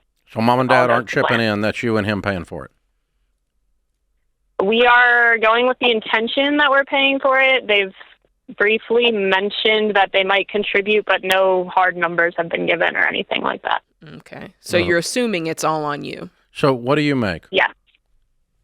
I make 90 before. What's he make? Commission. 190. Cool. Okay. Do you guys have any debt? No debt. Wow. Good. It's not too much. It's not too much. No, Okay. not if you pay cash. That's exciting. Okay. You want to know how I did that? Yes. Here's fun, okay? Average household income in America right now is about $75,000. The average wedding in America is about $36,000. It's about half of the average income. So if you spend more than half your annual income on your wedding, and if you're paying for all of it, which it sounds like you are, okay, then you're spending too much on a wedding because you're more than half the average. Now, here's the thing: keep in mind, average kind of sucks in America. We don't necessarily want to be average, but but you're below 50% of your way below 50% of your $270,000 income, and so you're on a ratio basis, you are half of the national average, which is half. It's just a weird way to say that, but yeah. So I mean, the national average would put if you spent 50% of your all's income, it'd be 135. So you're well below what the average person. And you're is about doing. half of that at 60, and so you're very conservative as a ratio. But now, for somebody that makes $100,000, it sounds like that, Alyssa's lost her mind. But that's what people say that don't have any money, and you've got some money, so. Well, yeah, when you have more money, you can spend more of it. Without it being a problem. Yeah. So and if that doesn't include the honeymoon, and we added, I don't know, 10 or 15 on top of that, I was talking about the wedding. ratio. The honeymoon's a different story. I think that'd be fine. And the engagement ring's another story. Okay, but yeah, that's a good differential though. When we're talking about the wedding, there are those three components. There's the rings, then there's the actual party, and then there's your honeymoon. What do y'all do Three for a separate living? things. I do medical sales, and he does product management. Cool. Okay. Well, he's going to really like this last suggestion. We've done 3 weddings at the Ramseys. I've got 3 kids that are all married and been married many, many years, okay? And Ramseys, we like a big party. We like to celebrate stuff like that. And so we threw major parties on each of these weddings. It was a lot of fun. But we learned, and we did it from the first one. We introduced this idea that for your fiance will love me, your wedding is a project. So let's lay out a budget. Yeah. in detail. If we're going to spend 60, how much of that's the dress? How much of that's the reception? How much of that's the videographer? How much of that's the preacher? How much is the venue? And you lay out a budget. And then guess what? You stick to the budget. And that would be my word of wise for you, Alyssa, because when you hear what Dave You'll said, get scope which is technically you could be spending more if you were being, quote, average. So for you, the hard part is going to say, even though we could spend more, we're going to stick to what we said in the beginning of 60,000. Yeah, I would pretend like that that you work for someone and your job was to manage a $60,000 budget and bring the event in on budget, on schedule. Because you manage a project. It's an event project. I mean, we manage events here. It's what it is. And so this is what... you'd get fired if you went over someone else's budget. Yeah, if you work for somebody, you get fired if you screwed it up, right? So just treat it like it's serious business. And I know that doesn't sound very romantic, but people use romance as a way to do a lot of stupid butt stuff. So no, we're not doing that. So no, just lay it out exactly. And you say this is... And you can pull up some percentages. There's some good guidelines online for how much to spend on the dress. I will go ahead and tell you, if you're going to have a nice reception, to have the big party, it's going to be your biggest line item by far. Like how many people you think? I mean, 60,000. You're thinking about inviting a decent number of people, aren't you? It's not huge. So we've already booked the venue, and we're going through that process, but I'm more of the saver and he's more of the spender. And so thinking of kind of the rough estimate that we put together with all the, videographer, photographer, and all of that, it just sounds like a lot of money. So I would. But I here's the thing: you'll get hesitant and not. You know what I'm saying? You know what I mean when I say scope creep? Yes. Yeah, this thing will creep up, and the 60 will turn into 80. Mm-hmm. If you do not line item this and no rough estimates, it's freaking what we're going to do. And then when you're meeting with the caterer and they go, well, we can add deviled egg. No, this is all we got. This is what we're doing. Yeah. And, we could spend, freaking $85,000 on flowers. Who's getting married here? Princess Di? I mean, seriously. So, we're going to go in the field, pick some wildflowers so that we stay on budget. Rachel actually did that one. Well, if nothing else. Because she was over budget on other stuff, and the only way she could get it back in budget was to get the flowers down. If nothing else, plan for 54, so at least you've got 10% set aside just as contingency. Oh. That's what I'd do. A little slush fund in the line items. Just in case. Yeah, a little just in case fund. I'd have something in there for that. I don't know if I get away with that, but wow. That's exactly how I would do it. And listen, I think you're approaching it very wisely. You're not counting on the people who have been vague about their possible input. That way you're not under their control. Matter of fact, whatever they come forth with, I'd probably just use that for the honeymoon. And I just lock this baby down on 60 and just go, we're doing it. And you and the fiance sit down and agree to that. Go, this is a project like you manage at work. We're going to manage this. We're going to come in on budget. We're going to get the details out because there's always something that you can go higher. You can always go one bigger, one better on everything. You get the extra large shrimp instead of the large shrimp. What was the thing on Father of the Bride? Cheaper chicken. Oh, yeah. I want the cheaper chicken, yeah. You get ice sculptures.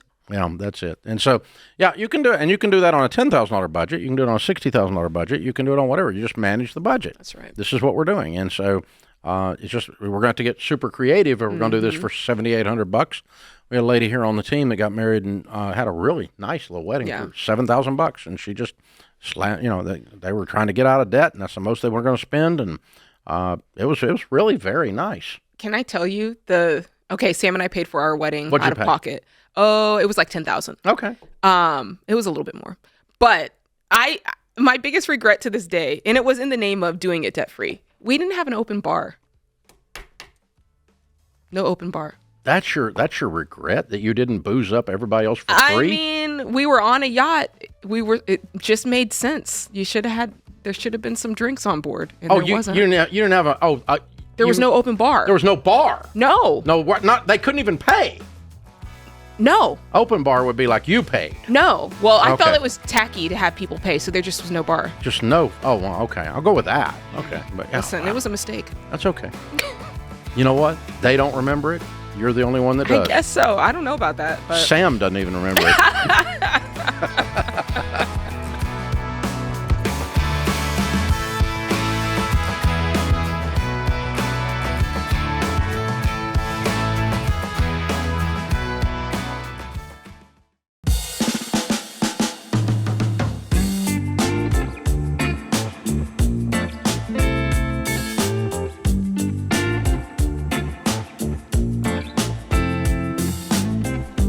Jade Warshaw, Ramsey personality, #1 best-selling author, is my co-host today. Thank you for joining us, America.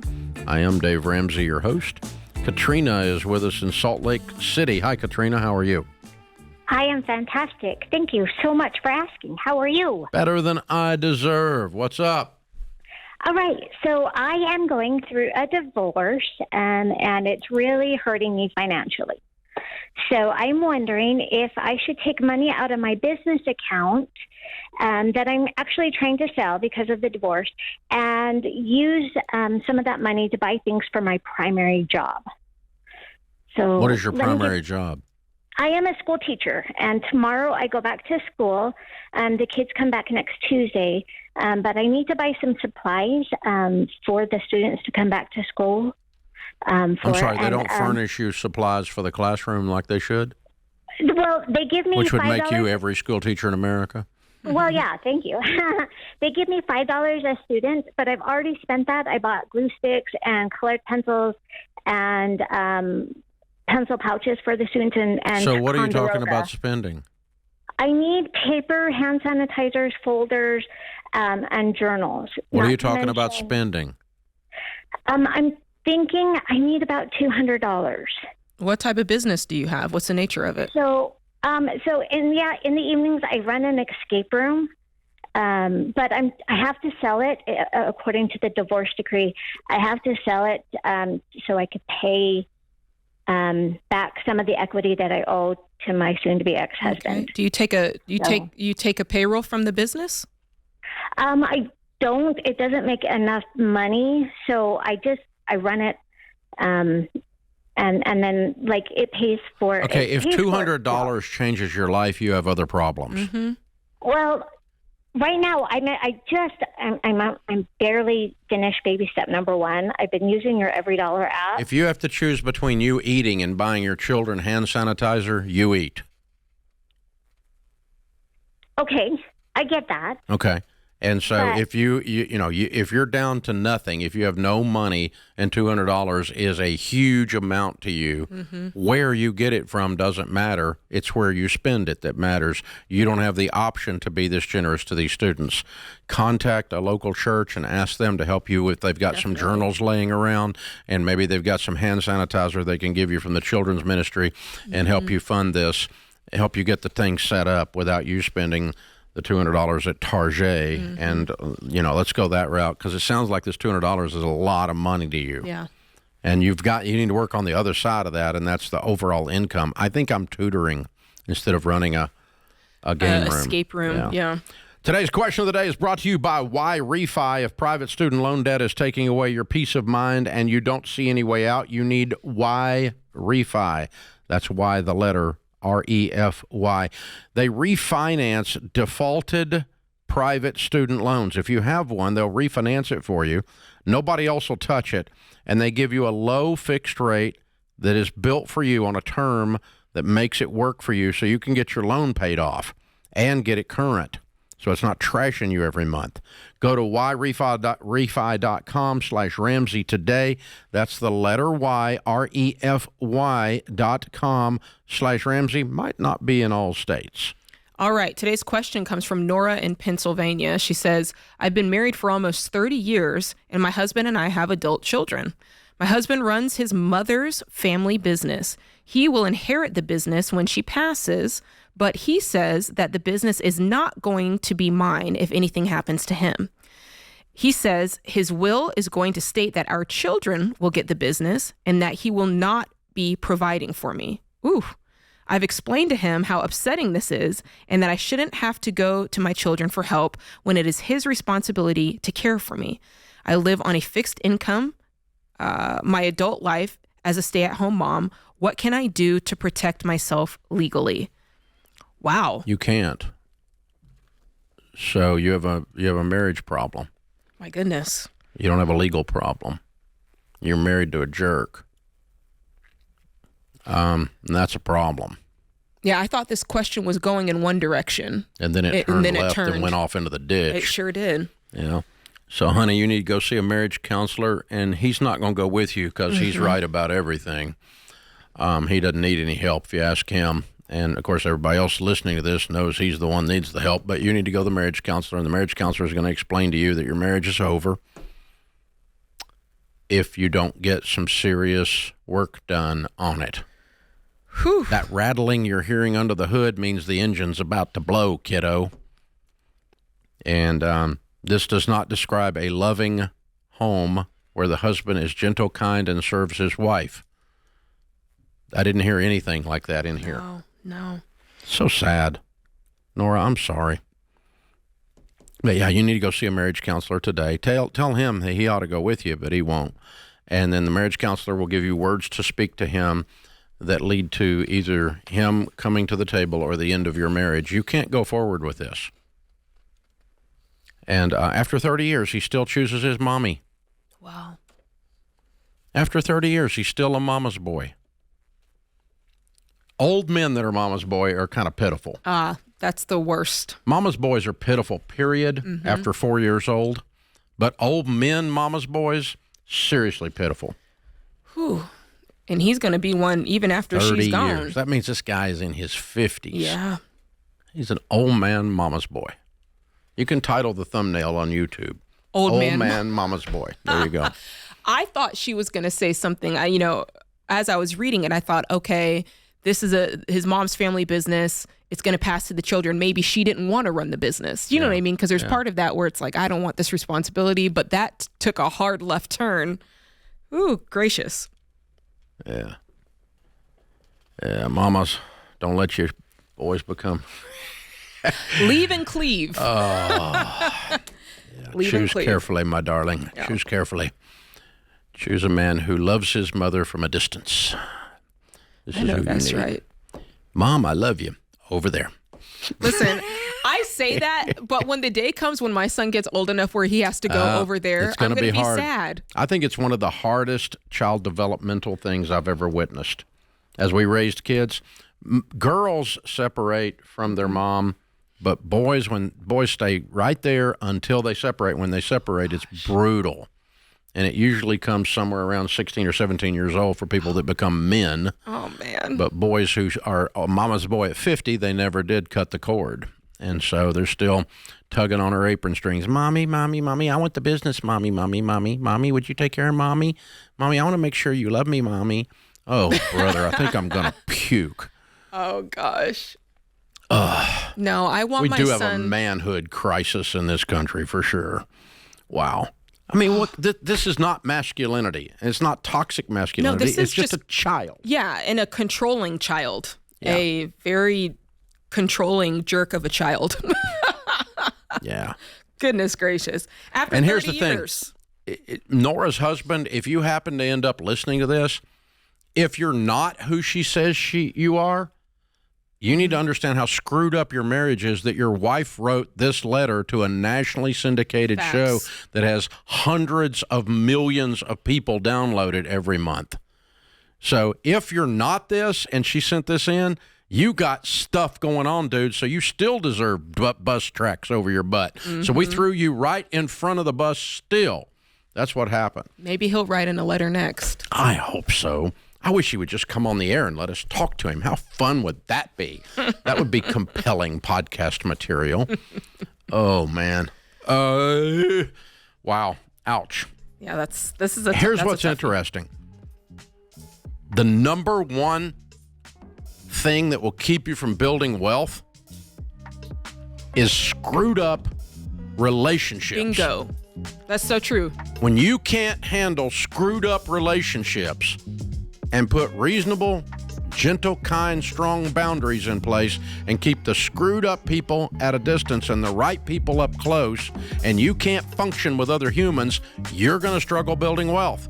Period. This is The Ramsey Show.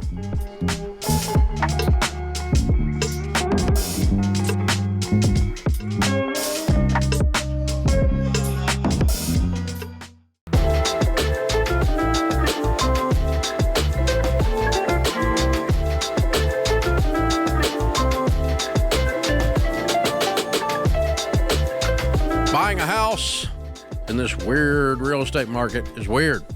Selling a house in this weird real estate market is weird.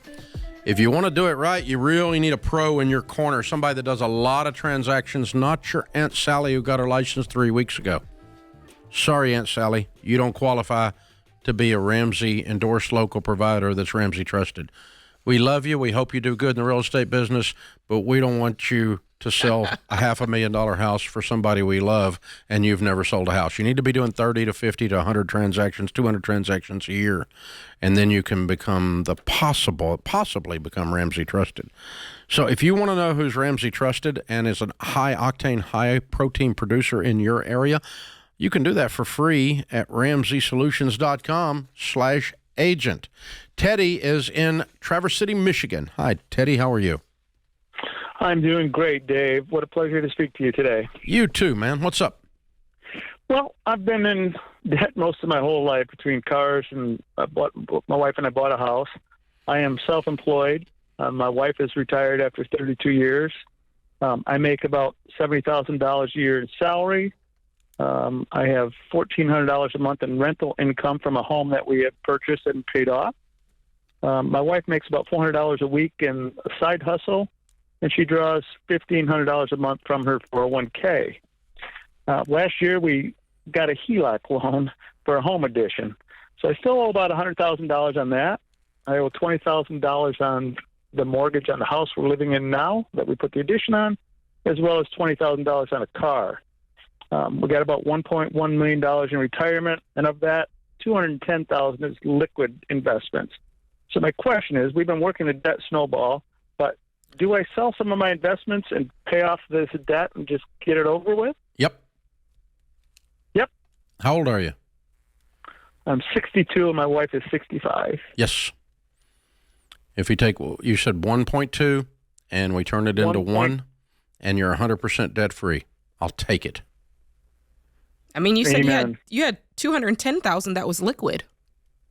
I do. You could do it with. It's not tied up in retirement. That's liquid. You know, it's no retirement at all. So you're not even going to have taxes on it. Yeah, I know. Well, maybe a little gain on it. It may have been sitting there gaining, but it's not. Might have a low capital gain. But so it's not even going to be a 200 hit. No. It's be 100, 150 hit, whatever. But either way, you're 100% debt free. Now that only works, Teddy, if you stop borrowing money. Oh, yeah. I'm sorry, America. I've been in, borrowed cars, bought to buy cars. I know. I'm real frugal. No, you're not. You're 66 with a stupid car payment. Isn't that the truth? You're a millionaire with a car payment. Yeah, don't correct, do Dave. that. No, sir. All right, brother. Hey, So seriously, if you go pay all this off and then run up another debt, you're just going to eat your nest egg up.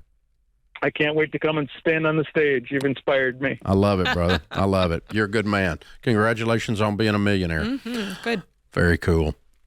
Very cool. Isn't it funny how hard it is to get the culture out of our veins? It's it's yapping at us around every corner. Yep. Everywhere you look. Every corner. That's why when someone's debt-free house and everything, we say you're weird. Yeah. Because you are. You're weird just means unusual. It doesn't mean bad. Well, what makes you weird is you've decided to become independent in a culture that teaches you to constantly be dependent. Ooh. That's what the weird is. Wow. Let it roll around in the brain for a while. That's strong. That's strong. Well done. All right, let's do it. Charlotte's in Cincinnati. Hey, Charlotte, how are you? Hey, good afternoon, Dave and crew. Thank you so much for taking my call. I thoroughly enjoyed listening to your program. My question is, just a tiny bit of my backstory is my husband passed away in 2012, and as a result of insurance money coming in, we were able to get debt-free, my daughter and I, and we have stayed debt-free, thank God. And she just finished her freshman year in college. We have a cafeteria 529 plan. Projected... You have a what 529? It's what's called a cafeteria 529 plan. Oh, a cafeteria. I didn't hear the word. Okay, cafeteria. Okay, I got you. Yeah. All right, good. That's a good plan. So we've got our college paid for as far as that's concerned. But unfortunately, the way that it's grown, there's a trajectory of being like an $80,000 surplus at the end. And I found out that I could only put $35,000 in a Roth IRA in her name. That's true. After she's 30. Okay. Yeah. So I'm a little bit concerned about, like, can I take any of that overage? I mean, So how much what is can in I the do? 529 total? There's probably right now 189,000. Okay. And how much did you put in and how much is growth? Well, that's just it. Like, I think at the time I only put in, like, I don't know, 85,000. Okay. So you got 100 And it growth. has just- You got 100 growth. Yeah. And of that, 80 is going to be, if he keeps growing, there's even going to be more. And so you'll have an 80 Yeah, I know. overage. Is that what we're saying? Yes. Is she getting any Currently, an 80 scholarships? overage. She is. Okay. You know you can pull that much out. Of The equivalent of the scholarship can be pulled out each year. No tax. the equivalent to the scholarship. Okay. So she gets a $10,000 scholarship, pull $10,000 out. That's actually an incentive to get more scholarships. Yeah. Okay, because I guess my tax preparer, he doesn't know about that. Is there any place that you could direct me as to where I could find good, solid information about this kind of stuff? A different tax preparer, because that's pretty standard information. I'm not even good at taxes, and I know it. So, yeah. You know, if that's one of our ELPs, I'm sorry, but if it's not, check one of our endorsed local providers for taxes in your area and get a second opinion on it. But you're allowed to pull the equivalent of scholarships out, athletic, academic, whatever the basis for the scholarship is, every year, and there's zero tax on it. So she gets a scholarship, pull that much out. Do you know how much she got in scholarships? Like last year, I mean, it was, I don't know, it was around 10,000, I think. Yeah, okay. All right. That's not going to alleviate the problem completely, because if it's times four, it's only 40,000, right? And and she's 80 over, so you're going to have another 40. And I really wouldn't screw around with the Roth IRA at age 30. I'd just go ahead and cash it out. You don't get it's not 100% tax. You're just taxed and penalized on that amount of growth only. That's why I was asking you what you had in it. And so the calculation's not as severe as it sounds. So let's say you end up pulling $40,000 out, because we just got rid of 40 with the scholarship idea. You know, you might have $5,000 in taxes. It's 10%. Yeah. Is that the rate? Yeah, on the growth. Yeah. Yeah. So I could, in essence, take that money out and use it, say, like for home improvements and Use it things for like anything that. if you pay the taxes on it. And there'll be the taxes and the penalty. There's a tax and a penalty both, but it's maybe a 10 or a 15,000 out of that 40 you're going to lose, but it's not 100%. So they don't take the whole thing. And rather than try to screw around with something for a 22-year-old, wait until they're 30, and these idiots in Washington change the law 6 times between now and then. No, I'll just cash it out, take my hit, and go on and go, hey, we paid for college, and we had a little leftover. Life's good. Yeah, I agree. Yeah, there you go. Hey, good question. Thanks for calling. So, you know, that's a very unusual problem. Yeah, it's a good. I think it's a good problem to of have. abundance. Yeah, I mean, the only other thing is if they left it. I mean, it can her as the beneficiary, she can pass it to her kids when the time, when the time comes. That's way out there, but yeah. Now we got $800,000. that's true. Yeah, at that point, if you take the penalty, it might hurt a little bit more. Yeah. I think I'm going to go ahead and just be done with it, and just say, hey, we did a great job. We might have even done too good a job, but just so slightly. Just so slightly. Yeah, when I hit a golf ball a little bit too long, I just say I hit it too well. That's all it is. This is The Ramsey Show.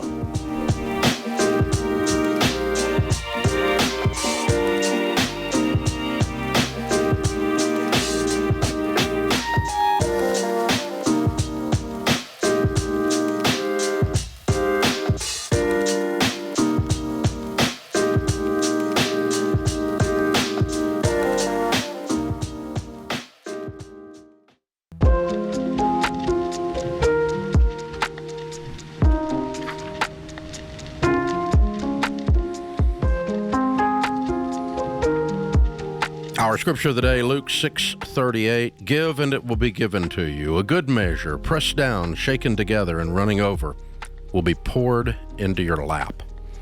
J. Paul Getty says, money is like manure. You have to spread it around or it smells. All right. I'll go with a little generosity. There we go. Left in one pile, it stinks. Yes, I like that. That's good.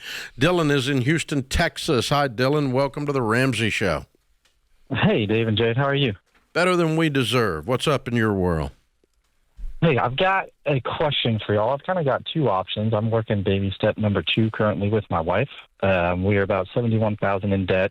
67 of that is student loans, and 4,000 is on a credit card. Right now, we're bringing about 6,200, and I think it'll take us, roughly 5 years to get out of that debt. So that's kind of what I'm going to label as option 1. Option 2 is my wife can have the opportunity to travel with her job, and we would be able to kind of sell our house, pay all that debt off instantly, and then travel around for a couple more years while we save up for another down payment and find the place that we want to stay for a while. And that option, I wouldn't work. I would raise my 5-year-old and my 2-year-old, maybe finding a job on the road if I got time. But what kind I of wanted work to get y'all's opinion. What kind of work is it? Nursing? Yeah, well, kind of. It's echocardiac sonography, so ultrasounds of the heart, but very similar to like a travel nurse. Okay. So give me a better picture of that. So is that you live somewhere for 6 months and then you move on? What does that look like? 3-month contracts, roughly about $2,500 a week. Okay. But they range depending, but average would be about $2,500 a week. And how old are the kids? 3 and 5. 5-year-old and 5 and 2, but yeah. 5 and 2. Okay. Interesting. What do you do? I work for the state. Doing what? Fisheries biology. What do you make? I make $69,000. What does she make now? She's part-time, so she stays at home with the kids 2 times, so it ranges, but I think about $30,000 a year. Okay, so she could work full-time and make 70. She could. And, yeah, but your all's concern is that one parent is with the kids, it sounds like. Yeah, we like that, and I'm okay staying in debt a little longer. I know that's not the Ramsey way, but I'm okay with it, so she can spend some time with the kids. It's really important to her. If you were leaning towards one, what would you lean towards? Because when I look at what you're showing me, it really feels more like a values conversation between you guys. Some couples they want the adventure, and they would say, oh, this is a great opportunity. Let's go out, go travel. The kids will learn on the road, that kind of thing. Whereas other families like the feeling of stability and being in one place. So do you see what I'm saying? Where do you fall on that line? Yeah, for me, option 2. And I think that's both of us. But what our concern is, y'all just went through the housing market, right? I mean, we're in a really good spot. We bought in 2019, so we have a low interest rate. Okay. We're just not a huge fan of our area. We both love our jobs. We just want a different area. So then you've whittled this down to it all being about interest rate. And that shows me interest or house rates. Price. Yeah. House prices are going to escalate during the 3 or 4 years he does this. That's true, but they will also have paid off debt, so you'll be saving more. So I think you can pace with that. Yes, and putting into retirement, because right now, baby step number 2, we're not into retirement. So this would essentially jump us into 3. Yeah. I feel like what you're leaning towards is option 2, and I don't have a problem with that as long as you guys don't have a problem with it. Okay. And then I'd set clear limits. How long do we think we want to do this? And then play out the whole thing until the end. What does the whole thing look like? We do this for 3 years. At the end of it, we've had X amount of dollars saved, and then we can go and we think we can buy this amount of house in cash. Play the whole plan out, and then ask yourself, what happens if this goes well? What happens if this goes bad? And really try to fill in all those variables as best as possible on paper, not just mentally, not talking about it over dinner, but write it down so you can see, do we like this? Yeah, and give yourself permission to pull the plug in the middle of it. Yeah. There's nothing holding you to this. Okay, 3 years, we're going to do 5 cities. Okay, that's the plan. But after 3 cities, you go, this isn't fun. Yeah. We're You out. stop. Then stop. Yeah. You don't have to play all the way out. It's not a long-term play. I would not call it a decade. No. Yeah, a decade of this feels... I think I would put a limit on, personally, I'd put a limit on it from an economic standpoint of 5 years. Yeah, 'cause there's only what's the so goal much behind adventure it? you can stand too. So, but you know, I personally wouldn't do that. But I mean, I wouldn't do anything longer than 5 years. I think you're gonna end up in other kinds of issues. Mhm. 'Cause at that point you got a 10-year-old and an 8-year-old too. So, But the point of playing that out is to say, what is it that you're trying to accomplish exactly with this money and with this lifestyle? What's in game, and is it worth it? Mhm. And is the process we're going through going to be worth? Is the juice going to be worth the squeeze? There you go. Ramon is in San Diego. Hi, Ramon. How are you? Hey, hello, Dave. Thank you for having me. Sure. How can we help? I mean, I don't really know where to start, so I'm just going to put it this way. I'm like $73,000 in debt, and I don't really know where to start. Okay. I mean, I got myself in this position. I'm beating myself down to it, and I mean, here we are now. What kind of debt is it? I mean, it's a combination of a lot of things. It's credit cards, a personal loan, student loans. Give us a car breakdown. How much loan. on credit cards? Okay, on credit cards is about $33,000. Okay. How much on the car? On the car, $16,000. Okay. What else? Personal loan? Okay, personal loan is $6,000, and student debt is about $12,000. Okay. The car, what's it worth if you sold it? Just curious. Last time I checked, it was like $24,000. What do you make? I'm currently making $3,000 a month. Okay, so I just want to clarify the car. You said you owe $16,000, and I said if you sold it, you said you'd get $24,000. Is that right? Yeah. Okay. Yeah. Last time I checked, like a couple months ago. Okay, well that's good for you. Yeah. Okay, so what if step one was we sold this car to get out of the note, or you want to get out of the note and then you bought something in cash to free up some money? What about that? Yeah, that's something I discussed with my wife too, and we're kind of on board too. What's your wife make? Go and take a look at it. My wife stay at home. And you make $3,000 a month in San Diego. Ooh-wee. Yes. That don't work. What's keeping you in San Diego? What do you do? Okay, so just a little background on why the situation ended up like this. So I lost my full-time job like 6 months ago. I ended up being unemployed for like 4 or 5 months, and I finally landed this part-time job in Costco pushing carts. Got it. In the meantime, and now I have a job, professional job again, thank God, lined up in Houston, Texas. It's going to start next month. Oh, that's a big part of this. Oh, that kind of matters in the discussion. So how much are you going to make there? Yeah. So the first few months is going to be like $57,000 a year plus a $500 stipend for rent a month, and after that, I think they're going to bump me up to like $62,000 or $63,000. Good. Base salary plus commissions is a sales position. Awesome. Excellent. Okay. So the biggest thing to worry about now is saving up for this move, because this move is coming. It's going to be expensive. I still think you need to get rid of this car because it's going to free up extra money. Are they giving you a moving stipend? Yeah. I believe they're going to send like $1,500 before taxes. $1,500? Okay, that's not a whole lot. So I want your homework here is to not make this worse by going into debt on a move. So you need to save up for the move, and you need to do detailed research on what this is going to cost you, because a cross-country move is expensive. When do you move?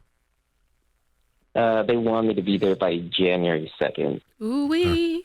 Yeah. All right. So, yeah, you need to be delivering pizzas and Ubers and whatever else you can, going crazy between now and Christmas, throwing boxes for FedEx or UPS, whatever you got to do. I want you working 60, 80 hours a week to pay for the move between now and Christmas, okay? Yeah. I'm actually looking for a second and a third job at the moment. Yeah, I wouldn't look for one. I'd go get one today. They're everywhere. It's Christmas, dude. I mean, Target's paying $20 an hour. Get your butt over there. So load up on that, and then list your debts smallest to largest, and we're going to pay for you to go through Financial Peace University, our class, to show you how to do all this stuff, because we're running out of time and we didn't get to give you a great answer. So you hang on. Christian will pick up and take care of you, brother. You're going to be great. You're going to do good. I can tell. This is The Ramsey Show. We'll be back with you before you know it. In the meantime, remember, there's ultimately only one way to financial peace, and that's to walk daily with the Prince of Peace, Christ Jesus.